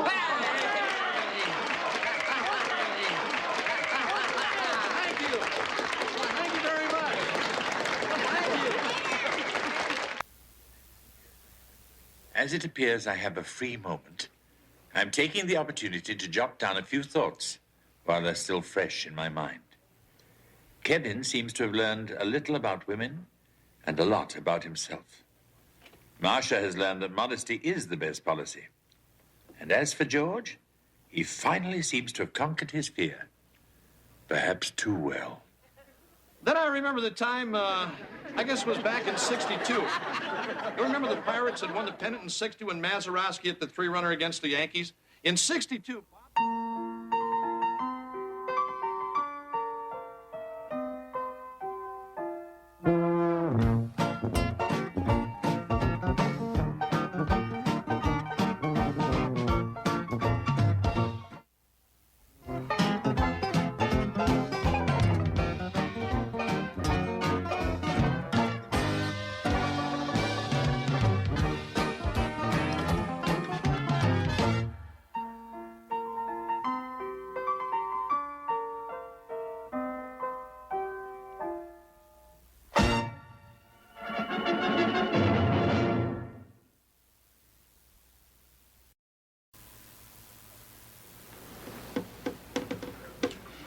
Wesley, it's still your move.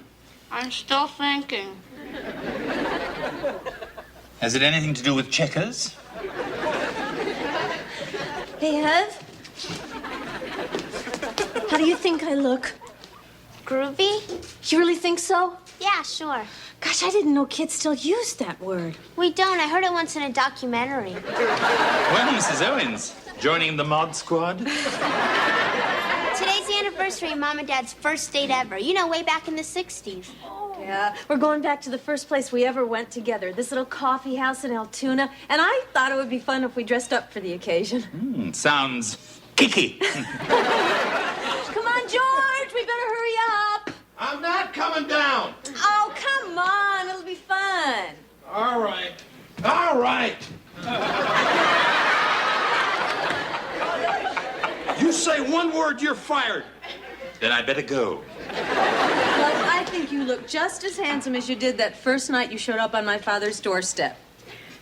He couldn't stop laughing either. Well, I think you guys look neat. Thank you, honey. Sort of like the Jetsons. That's it. Come on, George. It'll be romantic. We'll have espresso. Okay. Okay. I just hope this place is dark and empty. I've heard most of Altoona's like that. Let's go. Have a boss time. Hey, where's Mom and Dad? They just left. Come on, Kev. Mom says you gotta drop me and Angela off at the movies. Ah, fine. Well, Wesley, it looks like it's just you and me. Shall we finish the game? Or would you like to surrender now? I gotta go. Where? I'm camping out in Ricky Rondinella's backyard. All right. Hey, what are you gonna do? Oh, I don't know. Just relax. Maybe read a book. Another one? I think you read too much. I think you ought to run along, Wesley. Hey, you can camp out with us if you want. I think our tent's big enough. Go. It was the best of times. It was the worst of times. Maybe he's right. I do read too much. About having to pick me up last night? I don't want to talk about it. Aw, come on, Mr. Belvedere. It wasn't my fault. Mrs. Rondinella said we could build a campfire. I don't think she meant in the middle of the den. It was cold outside. Besides, Ricky's the one who started throwing the flaming marshmallows. Just shut up and eat. Hey, you burnt my toast. I just assumed you'd like it that way. Morning, everybody. Good morning, Kevin. How was your date last night? It was okay. Just okay. While straightening up, I found these. They were stuffed between the cushions of the living room couch. I thought perhaps they might belong to your date. Not my date. I couldn't even get her coat off. Oh, there they are. Thank you, Miss Belvedere. Wesley, how was your little camp out, honey? Great, Mom. I never had oxygen before. Hey, anybody want to go shop with your mom and me? We're going to Lumberama. I'll pass. I'll go. Come on, Mr. Belvedere. You can come too. We can play with the power tools. Sounds tempting, Wesley, but Mr. Belvedere has beds to make. Have fun. So, you coming, Wes? No, I think I'll just stick around here. Up to you. Come on, honey. Okay, see you later. We gotta help Mr. Belvedere. What do you mean? He's lonely. I mean, we're always going places, always doing stuff. But all Mr. Belvedere ever does is stay home by himself. He likes being alone. Well, I think it's finally getting to him. I mean, he still yells at me when I do something wrong, but he doesn't seem to enjoy it as much. Come to think of it, he does seem a little edgy lately. So what are we gonna do? Hey, Wes, you know what I think Mr. Belvedere really needs? A dog? A woman. Where are we gonna get one of those? Dad, I want you to see this. Look what I got. Wesley, where did you get them? I found them at church. They were coming out of bingo. Excuse me, are you the nurse? Huh? The little boy promises a free blood pressure test. I'm sorry, there's been a mistake. You all are gonna have to leave. Hey, what are you doing? We're all gonna have to go now. But we just sat down. Sorry, the clinic's closed. Close? There's been a bomb scare. A bomb? Oh, my God! Can I use your bathroom? That's where the bomb is. Ah! What did you do that for? Wesley, are you nuts? You are not going to find someone for Mr. Belvedere by dragging in old ladies off the street. The young ones wouldn't come. Besides, how else are we going to do it? With this. I picked it up at the mall today. What is it? It's a questionnaire from this computer dating place. Pick your perfect mate scientifically. See, all we gotta do is have Mr. Belvedere answer these questions, and the computer will find him the perfect woman. Oh boy, let's go have him fill it out right now. Wesley. We can't just ask him straight out. We gotta be sneaky. Oh, I can do that.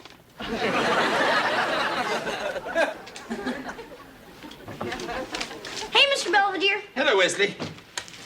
Anyway, I was just wondering, if you were stranded on a desert island, who's the one person you'd most want to be stranded with?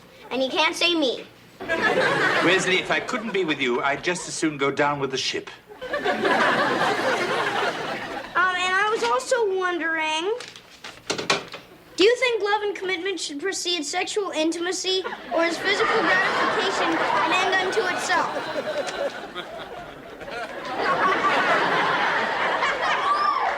What have you got there, Wesley? Nothing. I mean, it's just something for school. Whose school? Masters and Johnson's? I gotta go now, Mr. Belvedere. Bye. What you doing, Wes? Finishing up my mural for the open house at school. Oh. Oh, gee. Honey, you want to come take a look at this? What exactly is it, Wes? It looks a little grisly. It's my history of punishment in colonial America. I kind of wondered why that lady was on fire. Oh, she's a witch. And this guy got drunk, so he's in the pillory. And he's getting tarred and feathered because he liked the English. And she's getting dunked for fooling around while her husband was away. Well, honey, this is all very colorful. But I thought you said you were going to paint Betsy Ross sewing the American flag. I did. That's her down there with her feet chained together. Well, at least her hands are free. Keep up the good work. You're still doing that? Hey, what'd they tell you at the computer dating place? Forget it. They said they got nobody with Mr. Belvedere's interests. You're telling me there's nobody out there who likes opera and eats corn dogs? Hey, Wes, what about your open house? Huh? Well, there's gonna be a lot of women there. Oh, yeah. All my friends' mothers. And most of them are divorced and real desperate. Hello, children. Hi, Mr. Belvedere. Hey, Mr. Belvedere. Wesley, how's your salute to cruelty coming along?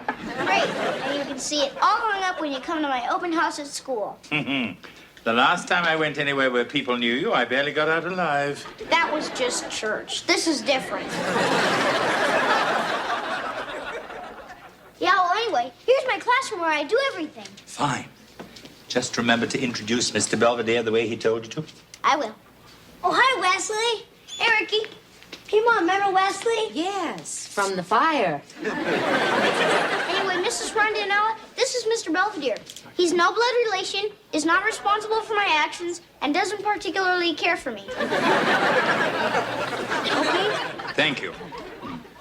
Anyway, I'll leave you two alone. Come on, Ricky. Well, is Mr. Rondinella here? He turned 40 and moved to California. Or perhaps when he turns 50, he'll move back. Excuse me. Hey, what happened? Wesley, don't ever leave me alone like that again. But you're supposed to meet people and mingle. Wesley, this is an open house, not a cocktail party. Hey, let's go over there and talk to Patty Kiefer's mom. I think she's giving you the eye. What are you talking about, Wesley? Nothing. Wesley, what are you up to? I just figured it'd be nice for you to get out and meet some people. That way you wouldn't be stuck home without a date on Saturday night. Wesley, that's really very sweet of you. But it's quite unnecessary. Now, can we go? Okay. I just gotta get something out of my locker first. Be right back. Don't dawdle. What goes through a child's mind? Compelling, isn't it? I want to stop looking, but I can't. Sort of like a traffic accident. Which one is yours? The one who did this. Wesley! You're not his father. No, I'm a sort of temporary guardian. His parents couldn't come. I guess they needed the rest. You seem to know Wesley quite well. Hello, Wesley. Good evening, Mrs. Carsola. What are you talking to her for? She seems very nice. She's not nice. She's my teacher. She's always giving me a hard time. I knew there was a reason I liked her.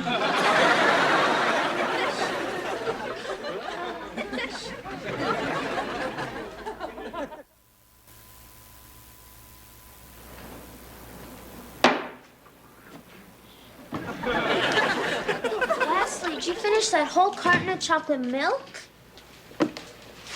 Of all the classrooms and all the schools and all the world, Mr. Belvedere had to walk into mine.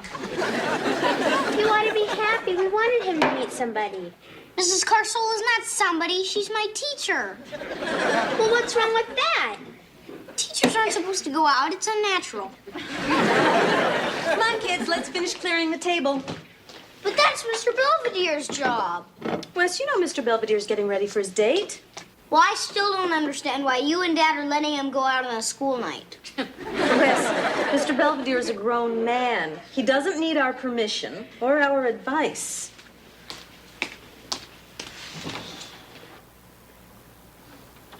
You decent? For the time being. I brought you a little something might help you out tonight. Oh?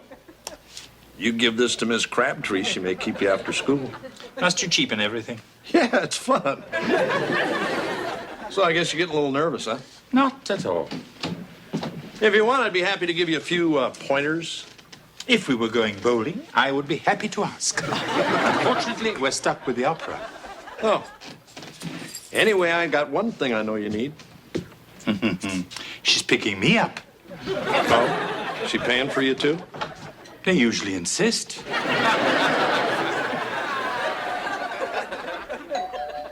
I'll get it. Good evening, Wesley. Mrs. Carsola, what are you doing here? I'm picking up Mr. Belvedere. Wait here, I'll get him. Wesley. Mrs. Carsola, I'm so sorry. Won't you please come in? Thank you. I don't know what's gotten into Wesley. He's usually so polite. I'm his teacher, dear. Don't con me. Mrs. Carsola, you remember my husband, George? Yes, we met after Wesley's little incident at the Natural History Museum.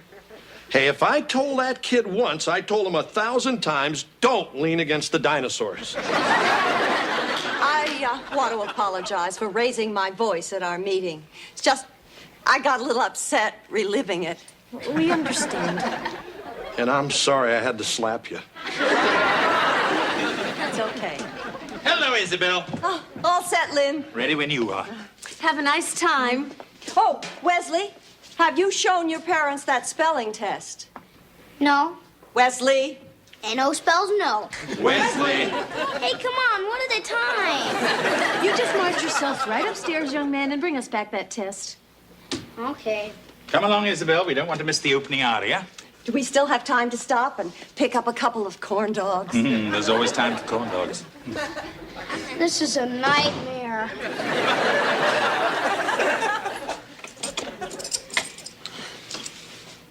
Well, thanks for walking me to the door. It's the least I could do. Aren't you going to invite me in? I spent a lot of money tonight. Isabel, I've had a lovely time. Please don't ruin it. Come on in. I'll make us both some coffee. Oh, I'd love that.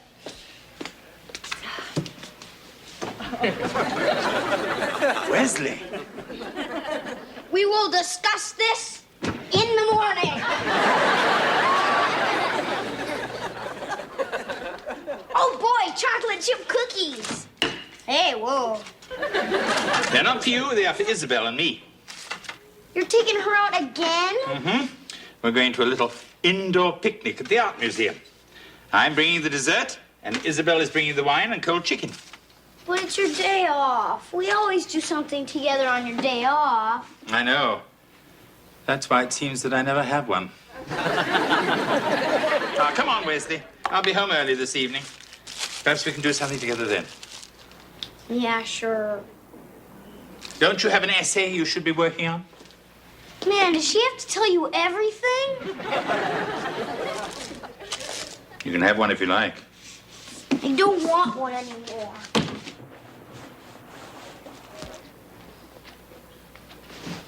Don't talk to me. I wasn't. This is all your fault. Bye. Hey, Kevin. Hey, Heather. Hey, Wes. I got a problem. Oh, yeah? What? What do you do when someone you really like starts liking somebody else instead?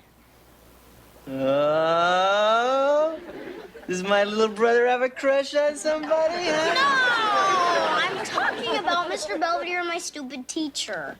They've been going out every day for the past 2 weeks. So? So next thing you know, he'll ask her to move in with him. Then they'll probably want my room because I've got the bunk beds. Right, Wes.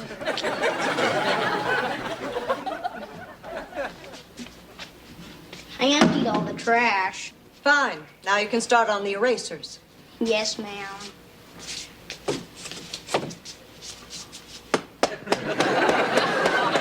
I meant outside. It's cold outside. Maybe you should have thought of that before you put the chewing gum in Henrietta Huffnagel's hair. You told me to get rid of it. Out. Hello, everyone.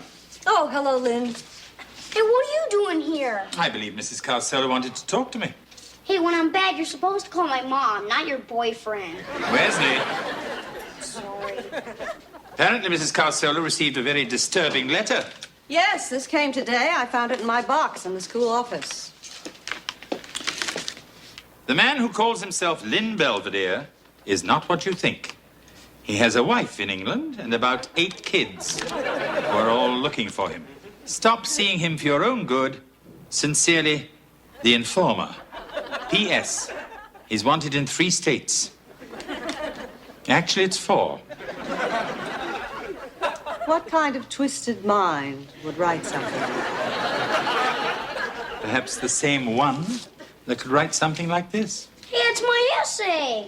What are you doing with that? I haven't even turned it in yet. I thought perhaps you'd like to read it in front of the class. What class? There's nobody here. We're here. Go ahead, Wesley. Why Helping People Stinks by Wesley T. Owens. A long time ago in a galaxy far, far away, there was a guy who couldn't get a date on Saturday night. So his best little friend in the entire universe fixed him up with a womanoid from planet Bimbo. And they fell in love and got married and moved to another solar system. So now the little friend is all alone and drifting aimlessly through space, all because he was a jerk and tried to do something nice. The end. It's very nice, Wesley. Yes, it's a very imaginative story. It's not just a story. It isn't? It's about us. It is. Man, what does it take to get through to you people? Wesley, Mr. Belvedere and I are not getting married. You aren't? Just because 2 people enjoy each other's company, it doesn't mean they're going to rush off together to the planet Zongo. So you guys aren't in love? Wesley, of course not. Yes, of course not. And you're never gonna leave? Of course I am. Huh? What I mean is, it may not be tomorrow, or it may not even be next year, but someday, when I think you're sufficiently civilized and no longer a threat to society, then I'll be on my way. Boy, that could take forever. Don't remind me.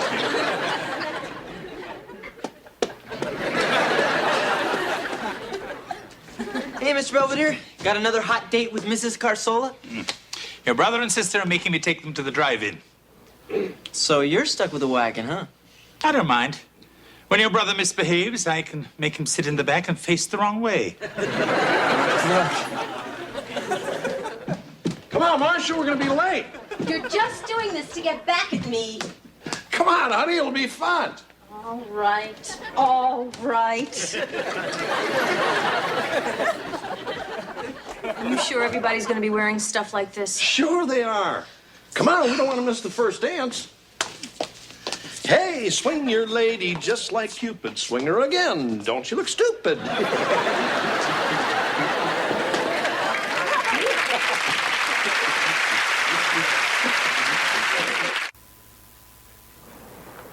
Wesley seems to have reconciled himself to Isabel and me seeing each other from time to time. In fact, he's even threatened to come along on one of our picnics. Speaking of Isabel, she keeps suggesting we spend the weekend together in Atlantic City. Her treat. I may be old-fashioned, but I think she should take me to Monte Carlo.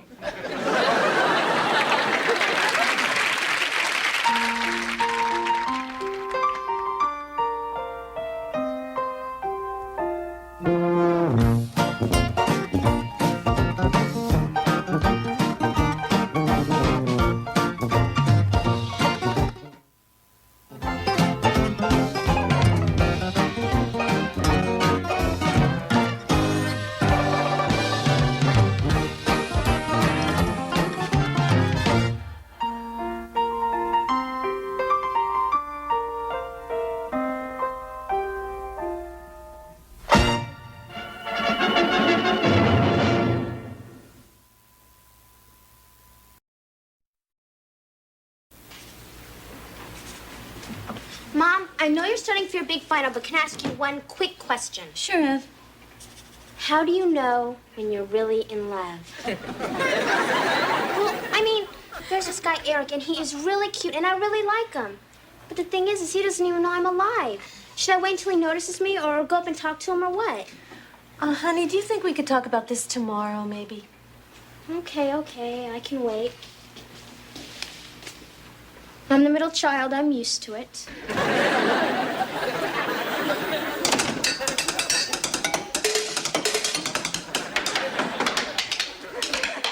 Hey, Mom. Am I bothering you? Sorry.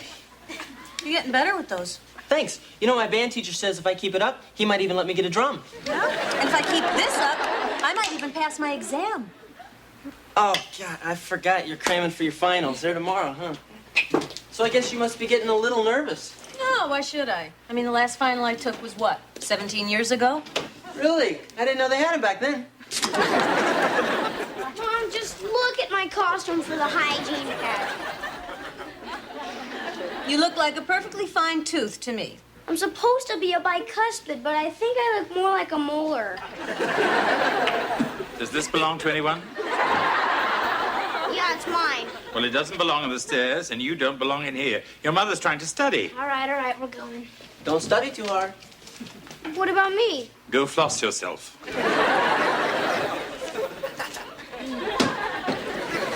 I'm sorry, Mrs. Owens, and I apologize about the children. I assure you there'll be no further interruptions. Thank you, Mr. Belvedere. After I finish making my popcorn. My God, you haven't moved. A contract may be rejected by stated refusal, by implication via counteroffer, or by acceptance on a conditional basis. Would you like some eggs? No, thanks. That was a stated refusal. Now, if I'd asked for a waffle instead, that would have been rejection via a counteroffer. I see. Yeah, but if I'd accepted the waffle only if we had blueberry syrup, that would have been acceptance on a conditional basis. I'd offer you a Pop-Tart, but I'm afraid you might sue me. Are husbands allowed? Morning, honey. You never came to bed last night. I missed you. Oh, I'm sorry. I couldn't help it. I know you gotta study. It's just, I don't like sleeping alone. It's spooky. Perhaps we can get you a nightlight. Or a Cabbage Patch doll. time. I gotta go. Do I look all right?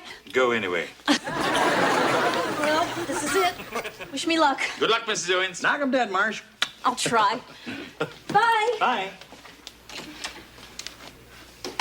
Cabbage Patch doll. You can borrow mine.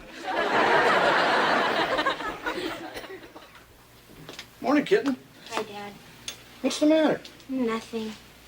If you looked any droopier, you'd trip on your lower lip. It's just nobody ever has time to listen to my problems. Oh? Well, gotta go. I'm kidding. Come on, Dad, this is serious. I'm sorry. Come on, tell your old man what's bugging you. You won't understand. You're just a dad. Sure I will. Come on. Well, you see, there's this guy, Eric, and I really like him, and he's really cute. Thing is I just don't know what to say to him. Just tell him if he touches you, your old man's gonna kill him. Dad, I hardly even know him. Good. Keep it that way. Thanks, Dad. Anytime, kitten. Let me out of this thing.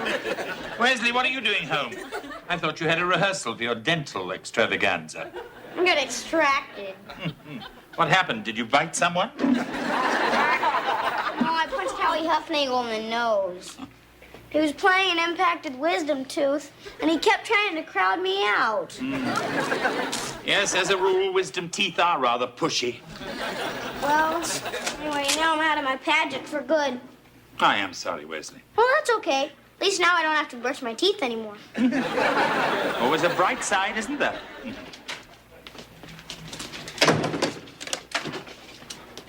I can't do it.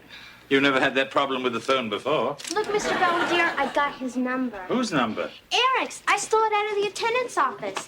Now that I got it, I don't know what to do with it. Well, I think if you stole it, you should take it back. I mean, that's always what Mr. Belvedere makes me do. Heather, as long as you've got it, you might as well use it.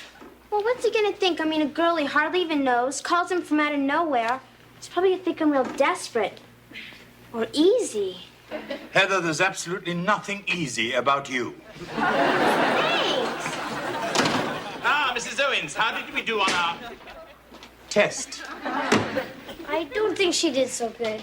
Hey, Mom, are you okay? If anyone cares, I'll be upstairs. Hey, Mom, you made a poem.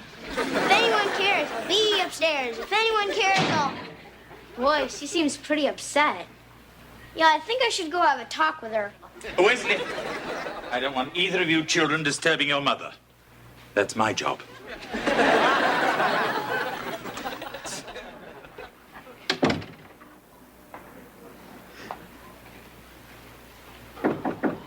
Who is it? Mr. Belvedere, everything all right? Yes, everything's fine, thank you. May I come in? No. No, I'm not dressed. Neither am I.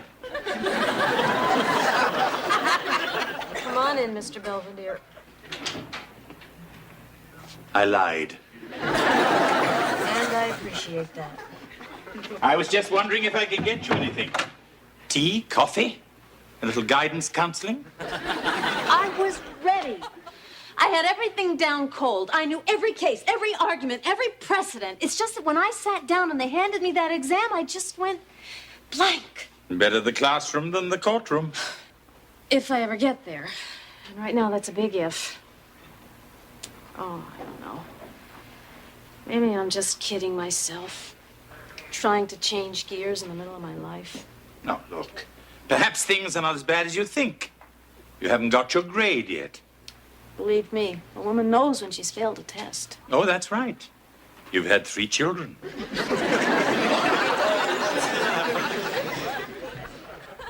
Hey, Heather.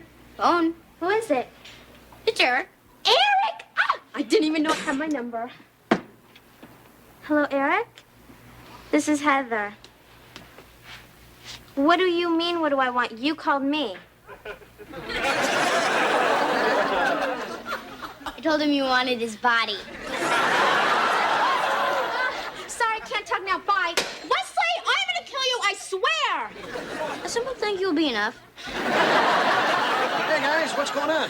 Hi, My life is ruined. I got kicked out of my pageant. Great, where's your mom? She's up in your bedroom with Mr. Belvedere, and they don't want to be disturbed.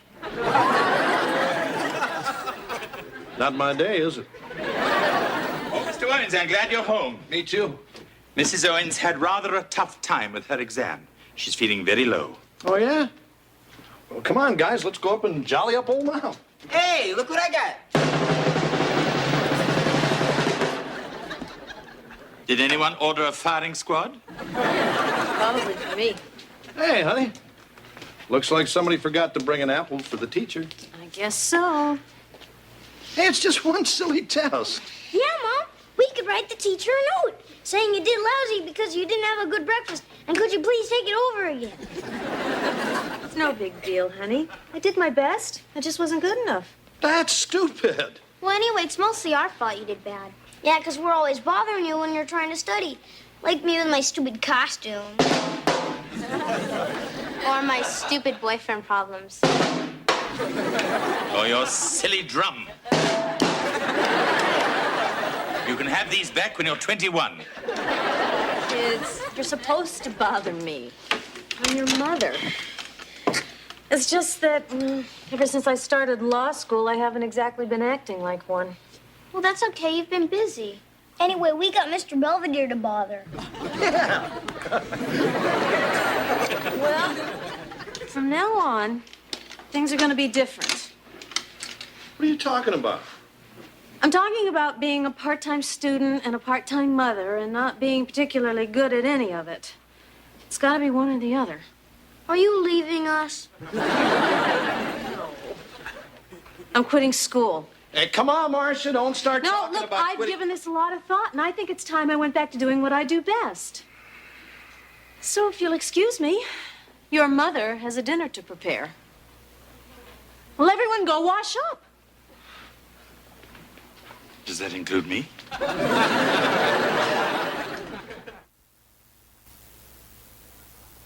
Any luck? She doesn't want to talk about it. All she keeps saying is she's going to make us the best dinner we ever had. Better than mine? She's not just upset, she's delirious. Where do I keep the egg beater? Top middle drawer. And the eggs? In the chickens? I wish there was something I could do. You could pack. Perhaps I should. I'm kidding. Look, she's just a little tired. All she needs is one good night's sleep, and she'll be back to her old scholastic self.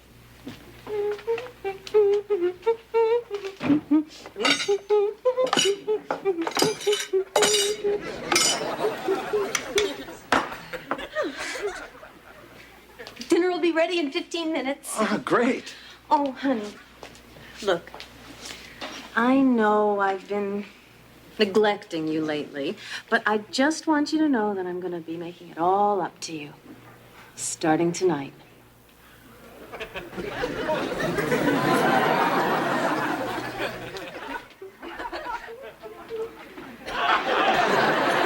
So much for our good night's sleep. Good morning, Mr. Belvedere. Good morning, Mrs. Owens, and how are we feeling this morning? Like the weight of the world has been lifted from my shoulders. Oh. Muffin? Yes, that would be my first guess, too. You know, I've forgotten how gratifying baking can be. I mean, you put together flour and sugar and milk, and presto, muffins. You don't have to convince anybody they're muffins. Nobody calls on you to explain your muffins. They're just muffins. Yes, I used to feel that way about donuts. Well, since you've done all this, I'll make the coffee. Already brewing. Then I'll make some juice. Already squeezed. Bacon? In the warmer. Fine. Just let me call Goodwill, and I'll have myself picked up. Morning, Westman. Morning, Dad. Hey, Belvedere, what smells so good? It's your wife. She's found fulfillment making muffins. Really? She hasn't made those in years. Breakfast time! Breakfast, everyone!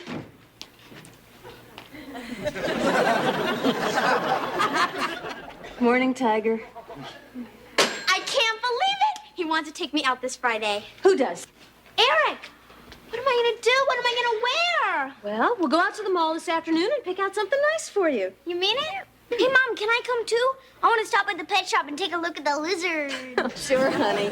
Now, come on, everyone, into the kitchen. Breakfast is ready. You don't want those blueberry muffins to get cold. Oh, boy. Something sure smells good. If anybody needs me, I'll be in my room. Now, that's what I call a shine. Hey, honey.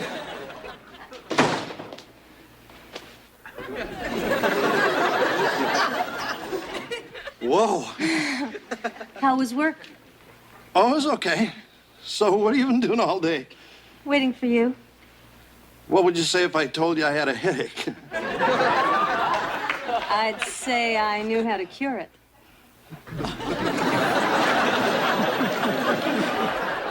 Mom, what are you doing? Oh, I'm just making some treats for when your little friend comes over. Mom, Eric and I are going to the movies. We're not going to have time for all of this. There's always time for good manners. Besides, your father and I want to meet him. Fine. Anyway, you never send a fellow away hungry. That's how we gals keep our men. Sure, Mom. Be right back. Oh, you're both wearing the shirts I made you. Thank you, Mom. Well, I think Mom has finally flipped. Hello, children. Hi, Miss Belvedere. Hey, Mr. Belvedere, where you been? Feeding squirrels. It's the one thing around here your mother hasn't already taken care of. Yeah, it seems like all she wants to do lately is cook and clean and make things. Suddenly she's taking an interest in everything we do. Yeah, and with some of the stuff I do, I don't need the attention. The thing is, Mom acts like she's happy doing all this stuff. But I don't think she is. Maybe you're right. The question is, what are you going to do about it? We don't know. Yeah, thinking of good stuff like that is your job. At the moment, I don't seem to have a job.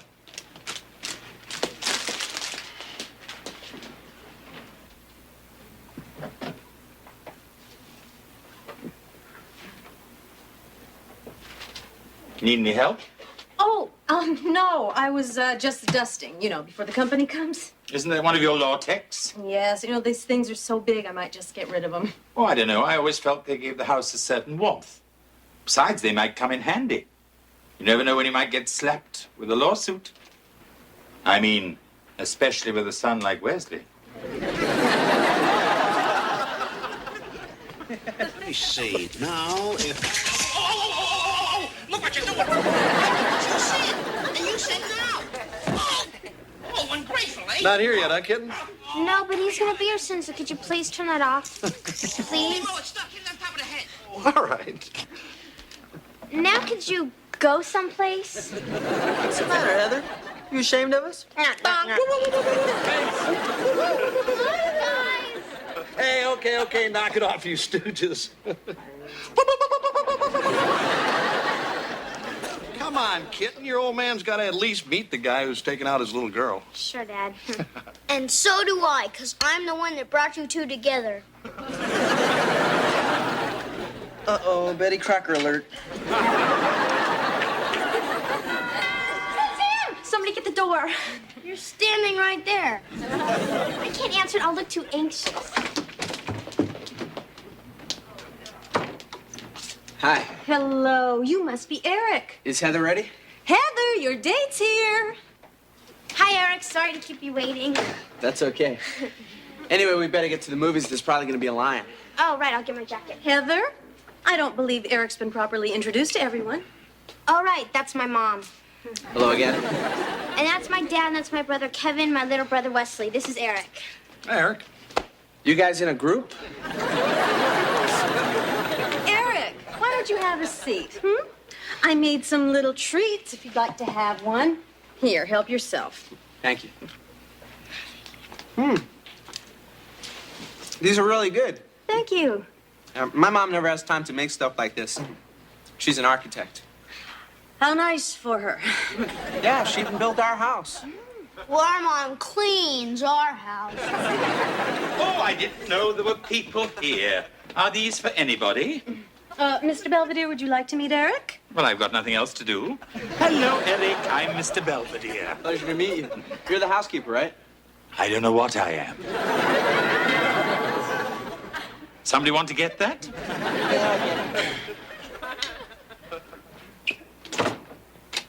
Yeah. Are you Marcia Owens?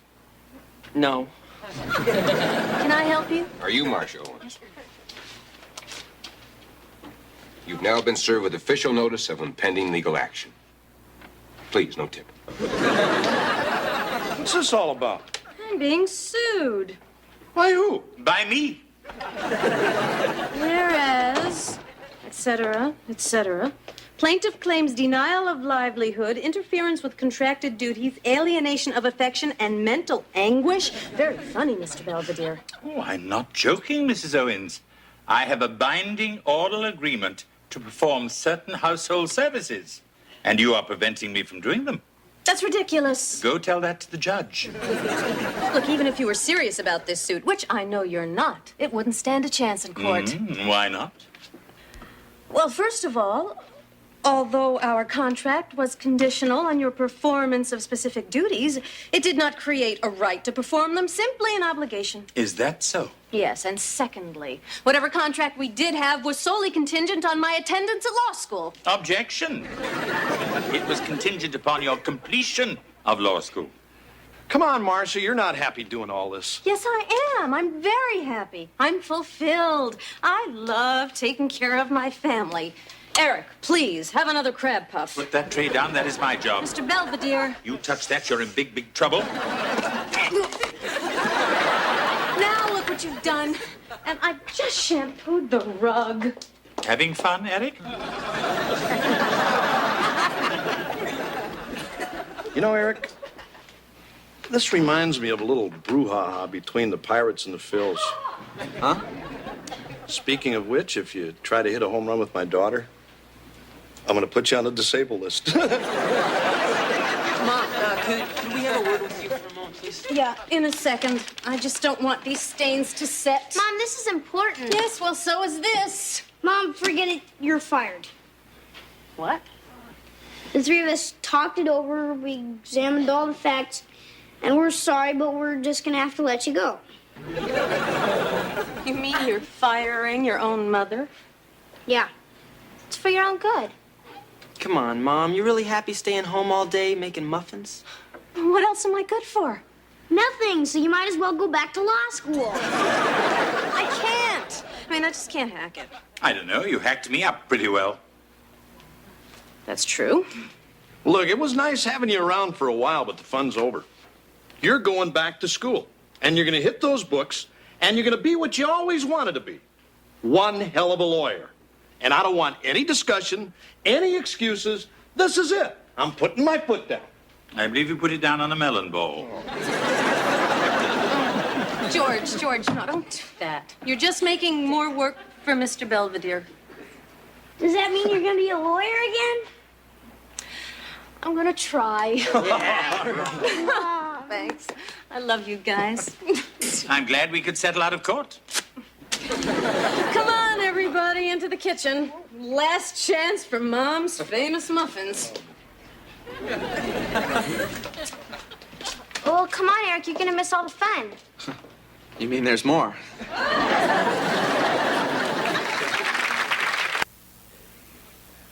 At any rate, the Owens family is finally back to what they consider normal. Marcia's back to studying. The children are back to not. George is back to sleeping alone. And I'm back to running practically everything. How can something so wrong feel so right?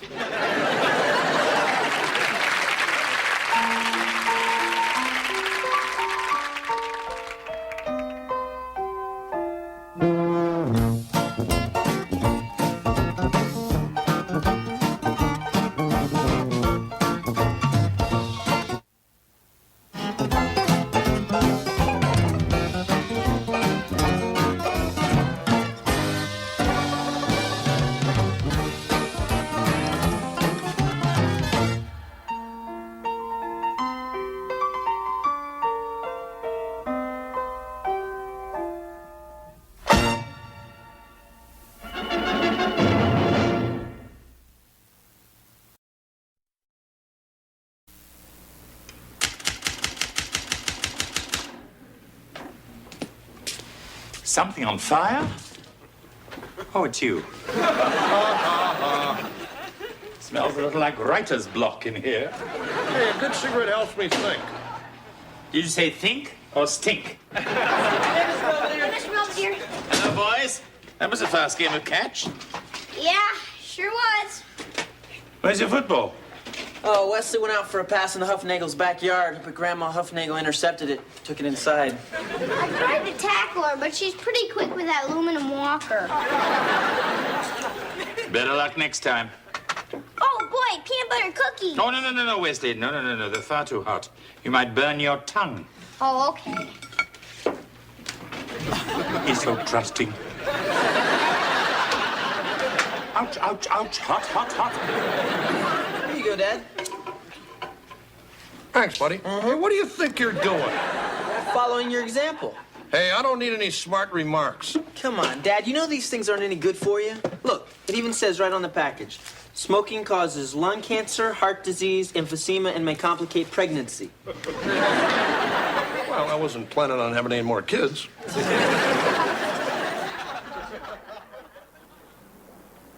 Hey, Mom. How do I look? Very cute. I don't want to look cute. I want to look sophisticated, alluring. Why? Well, I didn't want to tell you this, but I'm dating an older man. He's almost 16. Goodness. Look, George, all I'm saying is your body is a temple. Yeah, well, this temple's got a smoking section. Oh, gross. Dad's smoking again. Yeah, I can see that. Oh, come on, are you guys going to start in on me, too? I just got a earful from the Nairobi trio here. George, you can quit if you really set your mind to it. Yeah, I've tried. It's tough. Any bad habit can be broken with a little determination and self-discipline. Big talk coming from a guy stuffing cookies down his throat. What is that supposed to mean? It means that you're as hooked on that junk as I am on these things. That's ridiculous. I like a little something sweet every now and then, but I can stop anytime. I'll believe that when Prince Charles gets a job. Hey, I got an idea. Why don't you guys both quit? Huh? Yeah, sure. Dad'll give up smoking, and Mr. Belvedere will give up all his junk food. And whoever quits the longest is the better man. Well, guys? Well, I think it's a marvelous idea. Well, I think it's marvelous, too. It's a bet. Honey? Okay.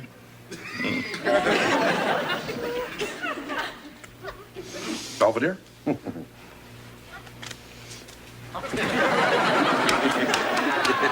Pretty good. Well, there you are, you see. You don't need a pack of cigarettes by your typewriter to do your job. Right. Especially when you got a pack of ding-dongs.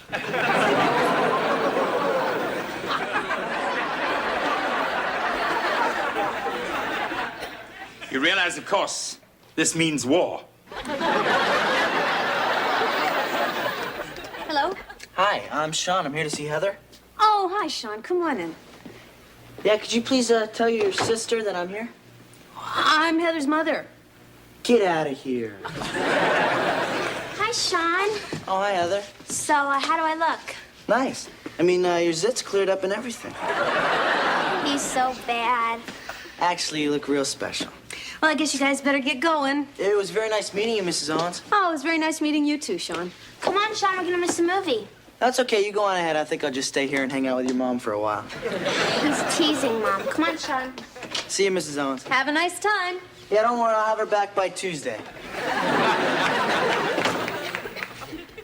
Morning, guys. Morning, Dad. Hey, what do you got there? It's just a graham cracker. Graham cracker? That's the same as a cookie. No, it's not. It's a cracker. It says so right on the box. You can't eat that. Judges.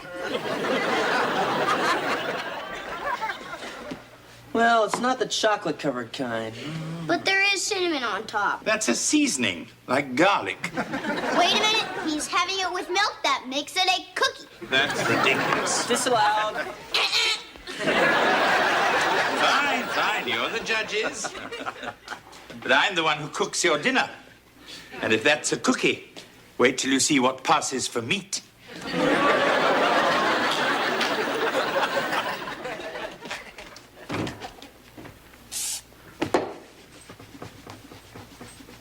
So how's the bet coming? Just fine. I think you pretty much got that spot. I know. I need to keep my hands busy. That's the same thing George said last night. Morning, Heather. How was your date? It was a disaster. First, I tripped coming down the aisle and spilled on my bonbons. And then, during the movie, Sean tried to put his arm around me, and I jumped and dumped a whole thing of hot nachos in his lap. Mr. Belvedere, it was the worst night of my life. Tell me again about the bonbons. Look, honey, maybe the evening wasn't perfect, but I'm sure Sean had a very nice time. Oh, sure. I mean, Sean's so smart and funny, and all I could say the whole night was, uh-huh, yeah, uh-huh, yeah. Yes. Maybe I should just become a nun. They don't have to talk at all. Owen's residence. Just a moment. Sister Heather, it's Sean. Yeah, probably just wants to yell at me. Hello? Uh-huh. Yeah. Uh-huh. Yeah. Hi. Oh, I can't believe it. He wants to see me again. And you thought you couldn't carry on a conversation. Uh-huh. Hey, what do you think you're doing? Just reading the sports section.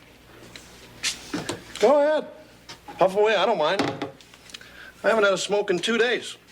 I feel terrific. Good for you. Incidentally, I read your column today. It didn't seem to have its usual sparkle. Oh, yeah? Perhaps your brain isn't getting enough tar. Hey, go ahead, Belvedere. Take your best shot. I don't mind.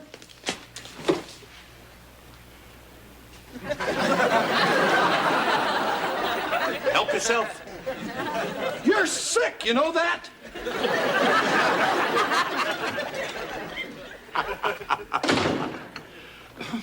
I'm home. Hi, honey. Oh, hello, Sean. Hey, what's with the bugs? Oh, I'm going to school. Studying to be a lawyer. Oh, yeah? Well, I'll call you if I ever need one.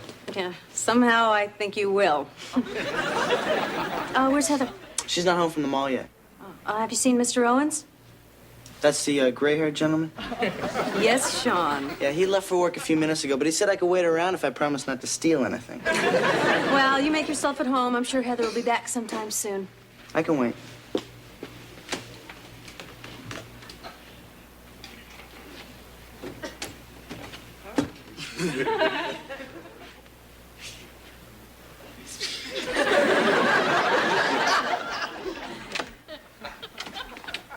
Oops. Sean. Yeah, I'm sorry. I thought that this was, Heather's room. Yeah, well, it's not. Yeah, I was just gonna go in there and play some records. I didn't know that this was your room, I swear. It's okay, Sean. I'm really so embarrassed. I just want to go someplace and hide. Sean, you're still here. I know. And I feel real bad about that. Then go. Sean! Has anyone ever told you that you're beautiful when you're angry? And has anyone ever told you to go home and take a cold shower? Well, what's wrong with the one right in there? Sean, I think you better get out of here before you do something you might regret. Well, did you have anything special in mind? Just get out! Problem, Mrs. Owens?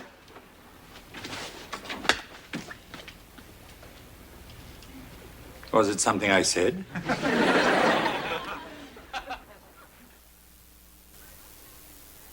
I mean, I'm up here getting dressed, and the next thing I know, Sean is standing there staring at me. I asked him to leave, but he wouldn't. I'm glad I came in when I did. God, I just don't know what to do about this. Well, we could always call the police and have his libido impounded. I mean, I can't tell Heather because she'd be crushed, and I can't tell George because Sean would be crushed. It's really up to you. Do you think I somehow encouraged him? I mean, I laughed at all his silly jokes. I enjoyed his compliments. And I did tell him to make himself at home. Oh, don't be ridiculous, Mrs. Owens. I know. Anyway, judging from the look on Sean's face, I don't think he'll be bothering you again. I'm very glad you were here, Mr. Belvedere. I don't know how to thank you. A cupcake would be nice. Hey, Mom, you seen Dad anywhere? No, why? Oh, it's just he hadn't smoked in 3 days. You think he might be getting a little shaky. I lost him. Oh, yeah? I trailed him into the woods, but I think he doubled back to trick me. Must be in the house somewhere. Boy, I wish we had dogs.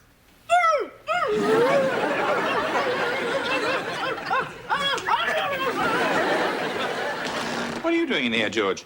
I got an urge. Oh? I'm in for a cigarette.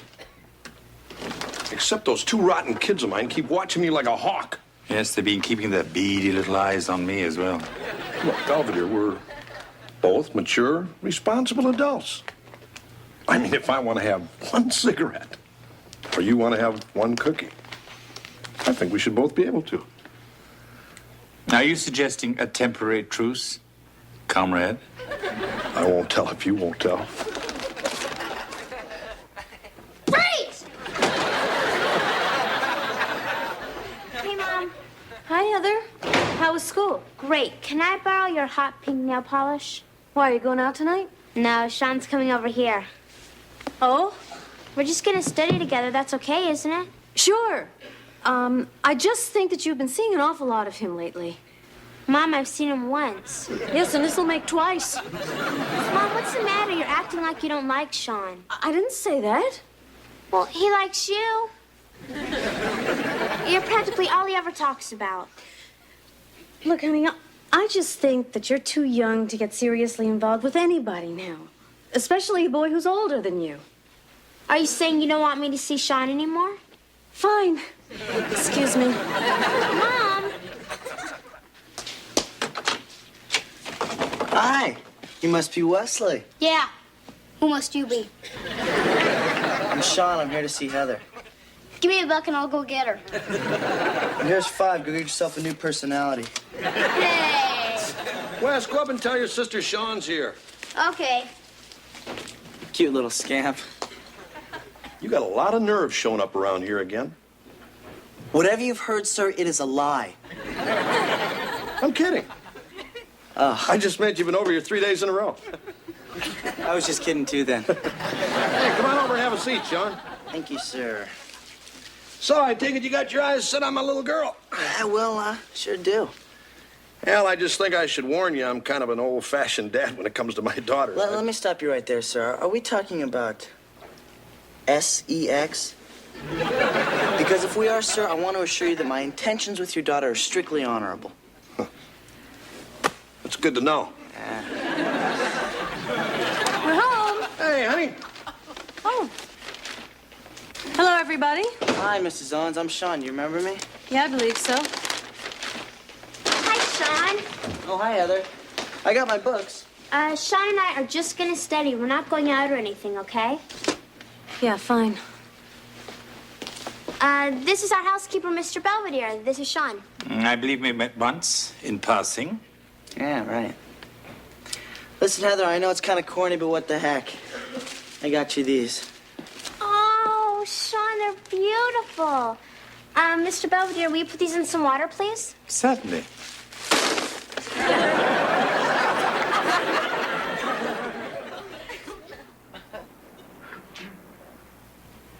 Something wrong? Oh, no, I'm just watching you. Oh. You know, when you come to a tough part in a problem, you crinkle your nose a lot. It's kind of cute. Thank you. When I come to a tough part in a problem, I stick my tongue out over here like this. That's great. Maybe you can get that fixed. Terrible. Listen, I'm gonna get something to drink. Do you want anything? No, listen, I think my mom's in there and she's still not crazy about us seeing each other. So just try to be extra special nice to her, okay? Sure.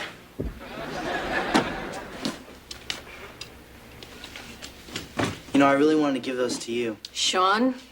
I mean, to try to say that I'm sorry. Oh, really? I don't know what came over me.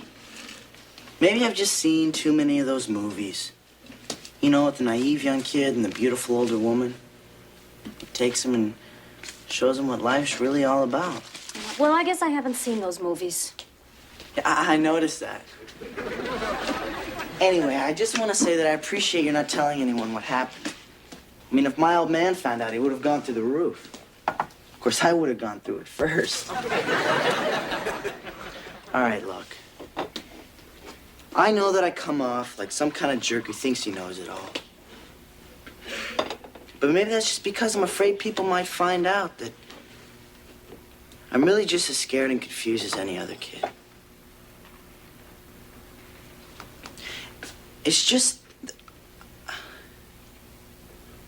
Forget it. Sean. I knew you were crazy about me. You get out of here right now. Sean! All right, don't blame your mom. I guess when they hit 35, they just go a little crazy or something.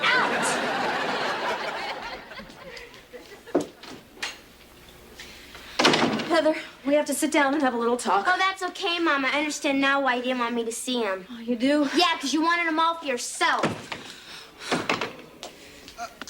Heather, what's wrong? Ask Mrs. Robinson. Heather! Leave me alone. Come on, honey. And I just came down the stairs. Heather, let me in. Go away. Heather, I did not try to steal your boyfriend. Huh.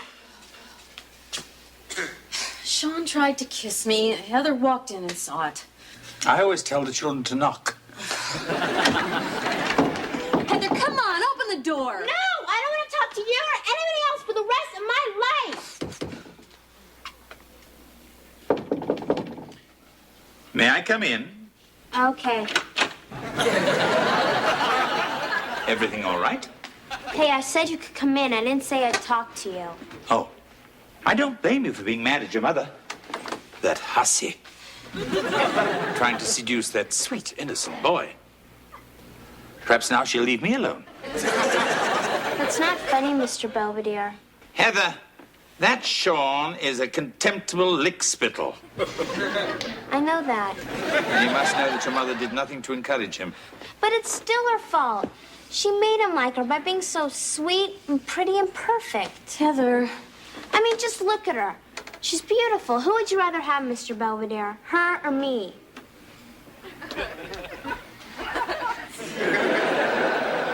At the moment, I think I'd like a jelly donut. Excuse me. First, I couldn't figure out why Sean would want to see me again. For a second there, I actually thought it was because he liked me. Pretty stupid, huh? Heather. That's probably the only reason I ever get a date.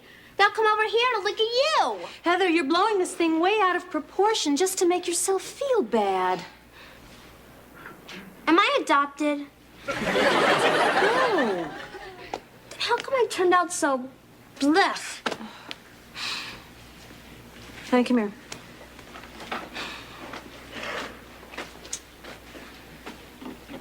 I want you to take a good long look. Tell me what you see. A toad. I'll tell you what I see. I see beautiful green eyes and a cute little button nose. And when it's there, a smile that can just melt your heart. Are you sure it's me you're looking at?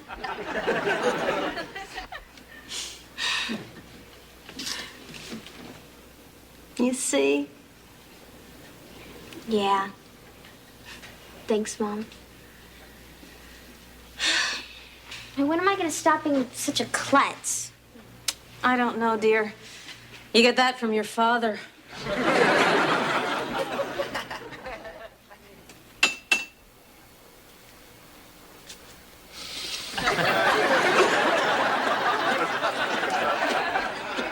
Sean, come on in. Hey, take it easy. I just gotta get my boots in my jacket. He'll never see me again. Just don't do anything crazy.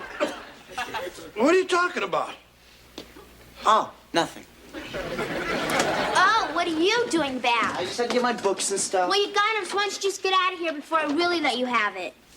Has anyone ever told you that you're beautiful when you're angry? Sean! Well, I already told you. Ciao. Hey, what was that all about? Oh, nothing. It's just a little problem we had with Sean, but it's nothing we women can't handle. Right, Heather? Right, Mom. You see, Sean only pretended to like me, but He really had a thing for Mom. And I found him trying to kiss her in the kitchen, and I got all upset. But Mom and I had a nice talk, and she told me that I was beautiful and that me being a klutz comes from your side of the family. George, don't get so upset. I'm okay. I think I'll go out back. I need a little fresh air. Good idea, Dad. Remember, George, nice deep breaths.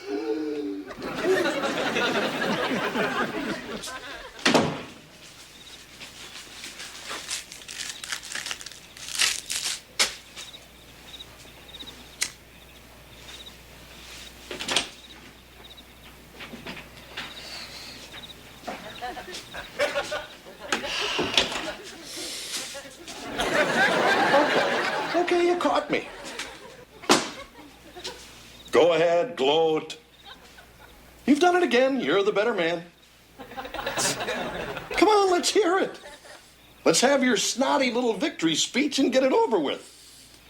I can't hold my mouth full.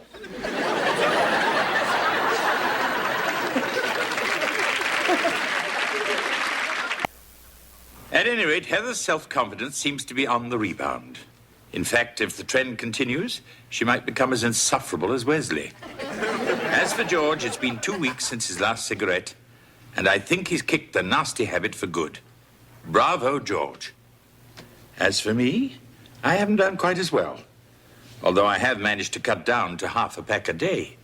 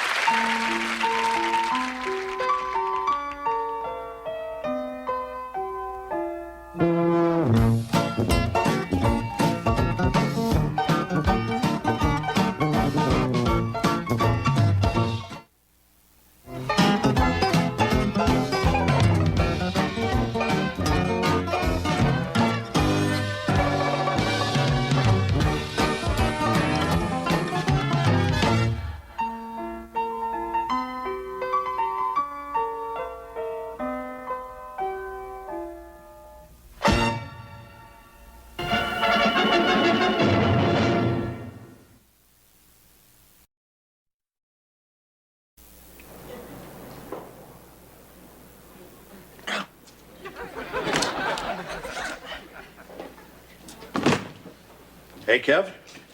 Hey, Dad. What are you doing? Just taking up the hem on Heather's dress. Oh, that's great. Yeah, Dad, will you do me a favor and check my muffins? Sure, killer. Yeah, just stick a toothpick in one of them, and if it comes out clean, that means they're done. Look, we never had that little man-to-man talk, did we, Kev? Now, Dad, I'm doing this for school. I'm taking home ec. You are? Look, Dad, it's an easy A. Besides, it was either this or wood shop, and I need all my fingers for college. Hey, Mom, I'm somebody famous. Tell me who I am. Raymond Burr. No, I'm William Howard Taft. For our President's Day pageant at school, remember? All right. Gosh, you look wonderful, honey. No, I don't. Nobody knows who I am, and even when I tell them, they don't know. Well, President Taft. Home early from school? Oh, you see, honey, Mr. Belvedere knows who you are. He doesn't count. Mr. Belvedere knows everything. That's true. What's the matter, champ? Wesley's a little upset about his President's Day pageant at school. I got there late, and the only presidents left were Taft and Nixon, and Howie Huffnagel got to be Nixon because he sweats a lot. Well, honey, we're very proud of you, no matter which president you are. Yeah, cheer up, pal. You'll make George Washington next year. I still might get to play Lincoln. Oh, yeah? You know my friend Danny O'Neill, the one you all like so much because he never does anything wrong? Well, he was supposed to play Lincoln, but his parents had to come and take him home. Why? He got caught with this stuff called AIDS. AIDS? Oh, my God.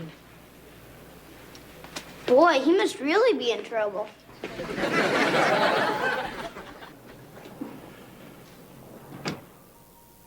Okay, thank you very much. Goodbye. So what'd the school say? Danny's got AIDS. It seems he told some kids on the playground, and they got scared and told some other kids, and Danny's parents were called, and I guess they decided the best thing would be to keep him home until the doctors can evaluate his case. Well, what's he doing with AIDS? I mean, he's just a kid. George, I believe the boy is a hemophiliac. So? Apparently, he got some infected blood a couple of years ago. Well, doesn't anybody test that stuff? They do now. What about Wesley? He thinks that getting AIDS is like being caught with chewing gum. What are we going to tell him? I say make something up. Hi, guys. I'm gonna go upstairs and do my homework now. See ya. Hold it, Wes. There's something your mom and I'd like to talk to you about. Is it serious? I'm afraid so, honey. Really? Serious? Yeah, pal. But I wasn't the one who wanted to play doctor. It was Holly Huffnagle's idea. What are you talking about? Nothing. What are you talking about? About your friend Danny. Listen, Wes, this AIDS thing you told us about. Do you know what that is? Sure. I mean, it's real bad, and you get in real bad trouble if you get caught with it. Sort of like shoplifting. That's pretty close. Wes, AIDS is a disease, and your friend is pretty sick. Oh. So when's he gonna get better? Nobody knows, champ. Why not? Well, because the doctors haven't quite figured it all out yet. Do you understand? You saying you might be sick for a whole week? Maybe 2.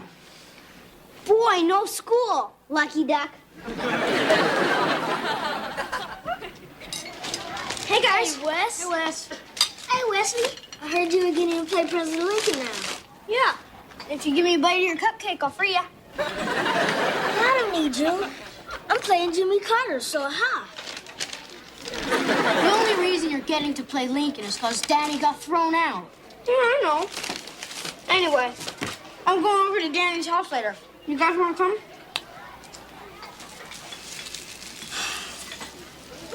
What's the matter?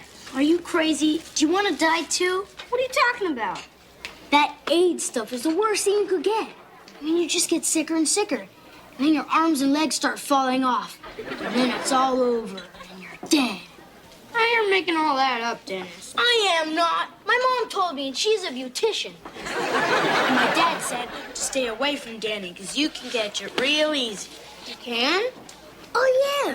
You can get it by just touching somebody or drinking out of the same glass. A 6th grader told me you can get it just by talking on the phone. You guys are stupid. He was just saying that because you're Danny's friend. Yeah, you were his best friend. You guys did everything together. So? So you can have the rest of my cupcake. See ya.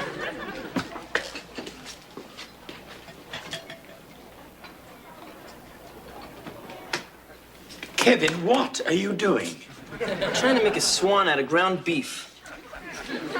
Is that anything like trying to make a silk purse out of a sow's ear?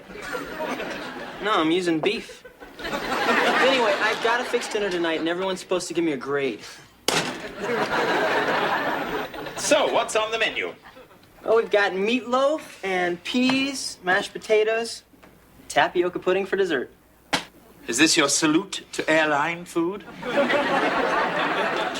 look at me. Hey, you look great. What happened to your skirt? You hemmed it like this.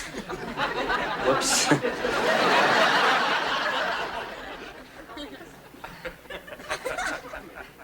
Hi, guys.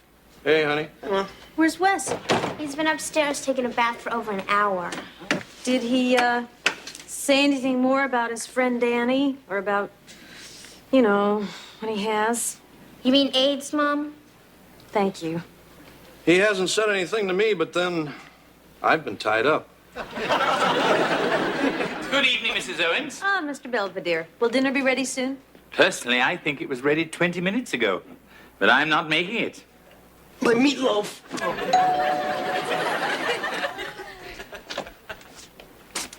Hi, Mr. Belvedere. Hello, Danny. Is Wesley here? Yes, come on in. Everyone, you remember Wesley's friend, Danny? Oh, hi, Danny. Hi, Mrs. Owens, Mr. Owens. Hiya, champ. How's it going? Well, I got AIDS, but other than that, I'm doing pretty good. Wesley, your friend Danny's here. Yeah, I see. Hi. Hi. Thought you were coming over today. Something happened. Oh, so was school. Okay, we had a substitute. They're getting me a tutor, at least until everybody figures out what to do with me. Neat. Don't they let you downstairs? Wesley. Anyway, this is for you. What is it? It's my Lincoln costume. You're playing him now, right? Yeah, right. See, it's got the coat and the big hat and the beard and everything. I don't want it. It's okay. My mom washed it. Just stay away from me. Hey, Wes! Leave me alone. Sorry.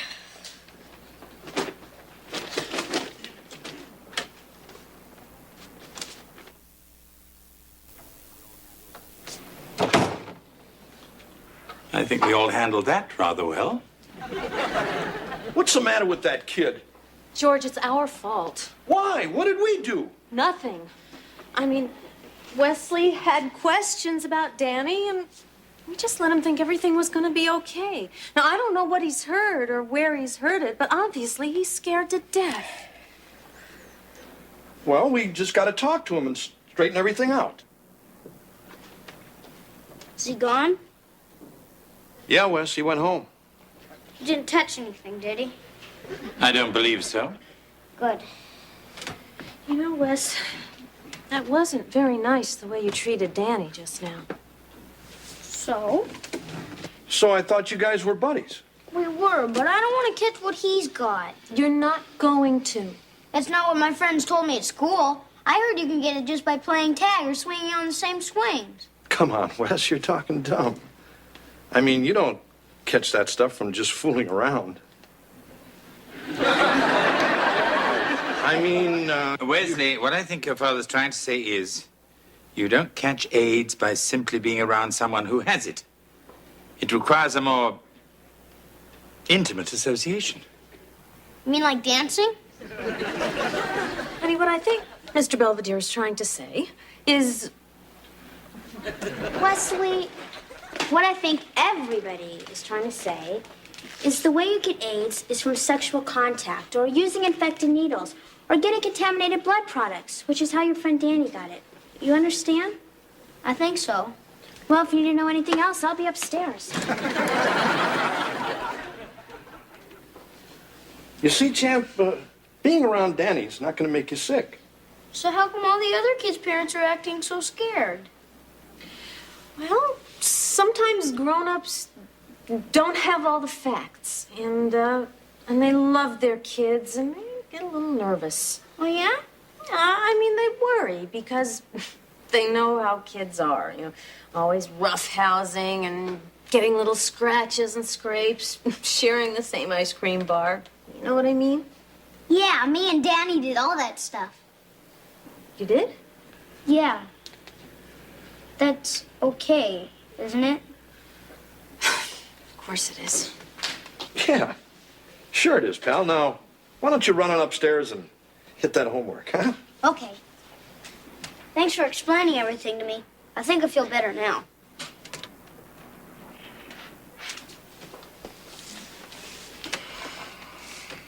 I wish we did. I don't believe this. Problem, George? There's not one thing on AIDS in this whole stupid encyclopedia. George, this edition was printed in 1957. Yeah, well, we should have planned ahead. Look, we discussed all this and we agreed. Wesley's perfectly fine. There's nothing to be concerned about. Hi, I'm back from the library. You find anything out? Yeah, I got a couple of real good things from the Department of Health. Look, it says right here that not one identified case of AIDS infection is known to have been transmitted in the school or daycare setting or through other casual person-to-person contact. And look, here it says, of the 229 cases of pediatric AIDS, there's not one instance of a child infecting his parents or siblings. And that's a family living together. See? And you two were so worried. Come on, Belvedere. You were just as worried as we were. That's ridiculous. I'll get it. Hello? Just a moment. Mr. Belvedere? Yeah. It's the Center for Disease Control in Atlanta. They're returning your call. Tell them it's all right. I'm over my cold.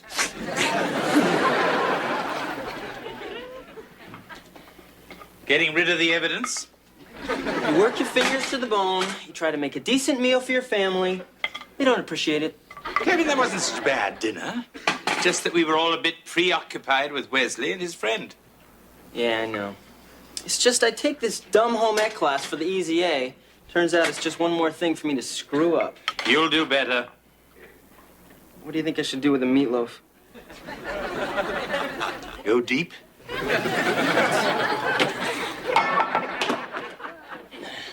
Hey, Mr. Belvedere. Hello, Wesley. Here. It's a $5 bill. Oh, thank you. Is this a gift? Or do I have to keep quiet about something? No, see, there's a picture of Lincoln on it. I figured it might help you for when you're making my costume. Oh. What's the matter with Danny's costume? I just don't want it.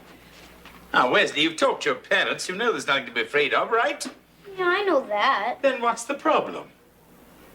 I don't want to lose all my friends. I mean, Danny doesn't have any anymore, and if people find out I've been hanging around with him, pretty soon I won't have any either. Wesley, you mustn't let what other people think or Hey, I say. don't care what you say or do. I'm never going to see him again. All right, Wesley. Up to you. Anyway, I guess that means you're not going to make my costume, huh? No. I'll take care of it. You will? Mm-hmm. Gee, thanks. Come back. Kevin, I have a little job for you.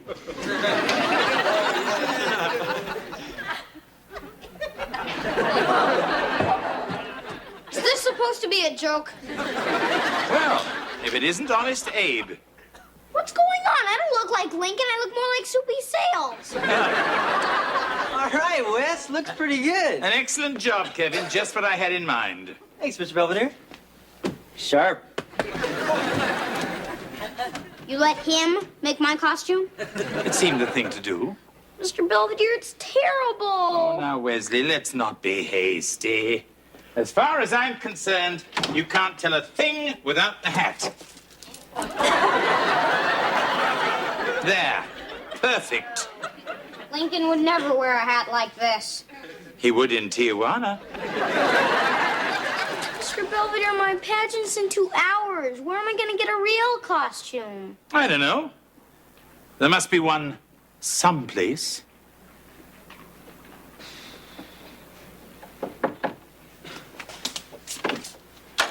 Hi. Hi. Came around back like you said. I don't think anybody saw me. Good. Anyway, here it is. Thanks. Hope it fits okay. Don't worry. Well, I'd like to stay, but I really should get going. Bye. It was nice being your friend. Look, I don't like doing this, but I gotta watch out for myself. Anyway, don't get mad at me. It's not my fault you got AIDS. It's not my fault either. Anyway, you better get ready for your pageant. Be a good Lincoln. Hey, wait. Yeah? Wanna come? Huh? Come where? You know, to the pageant. I'm not allowed. We'll sneak in. Just like that time at the movies when we snuck out of Bambi and saw Porky's. Yeah!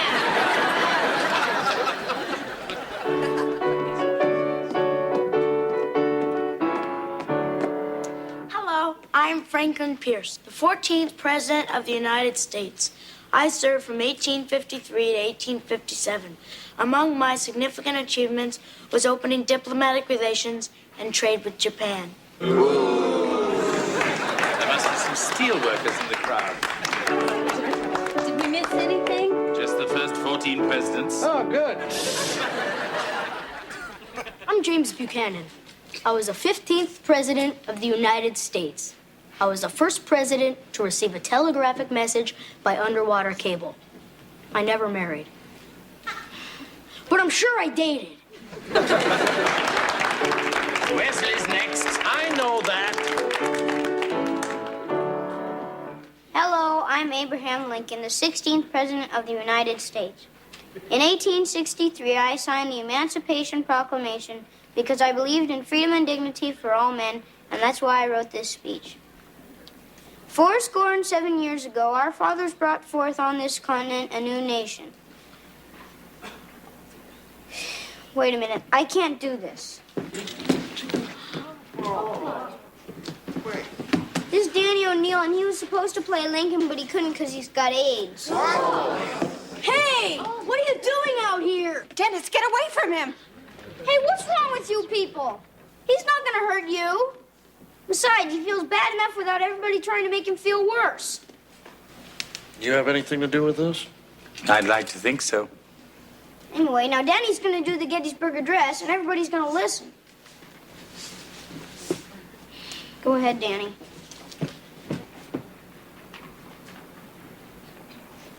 What's the matter? I don't know the Gettysburg Address. But I remember something else Abraham Lincoln said before he was president. And I guess I remember it real good. Because sometimes I kind of feel the same way.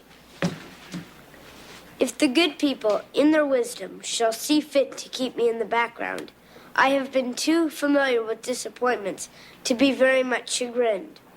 Thank you.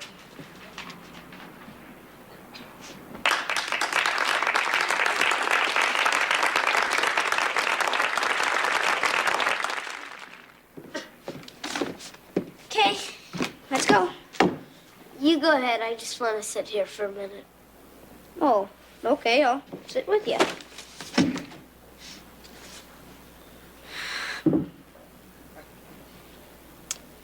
Kind of feels like we're out fishing. Yeah. You know, we could really go if you like. I can get my dad to take us. I've never been fishing. You haven't? Hey, I got an idea. We can make a list of all the stuff you've never done and then go and do it. That's an awful lot of stuff, Wesley. I don't know if I'll have time to do it all. What do you mean? Wesley, Danny, everyone's waiting in the car. Oh, okay. We better go. I've never been to Gettysburg. Oh, yeah? Being Lincoln's, I think maybe we should go. Yeah, it's great there. I mean, we can go around and look for old bullets and sit on the cannons, and you'll be the North and I'll be the South. Sure you won't be afraid to do all that stuff with me? Why should I be? You're my friend.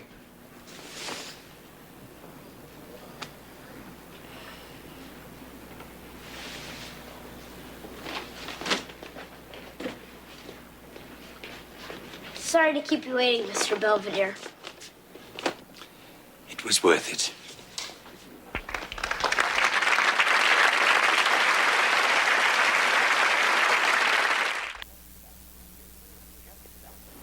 I'm just back from Gettysburg. Danny and Wesley had a wonderful day. Then insisted we swing by Funland in Harrisburg. After all, it's only 70 miles in the wrong direction. But it was worth it. Because we all got to break the world's record for most consecutive turns on the tilt-a-whirl. According to Wesley and Danny, they now only have 2,763 more things to do. I suppose at this point, I should write something profound about life and death. Do you know something? I'm really not in the mood.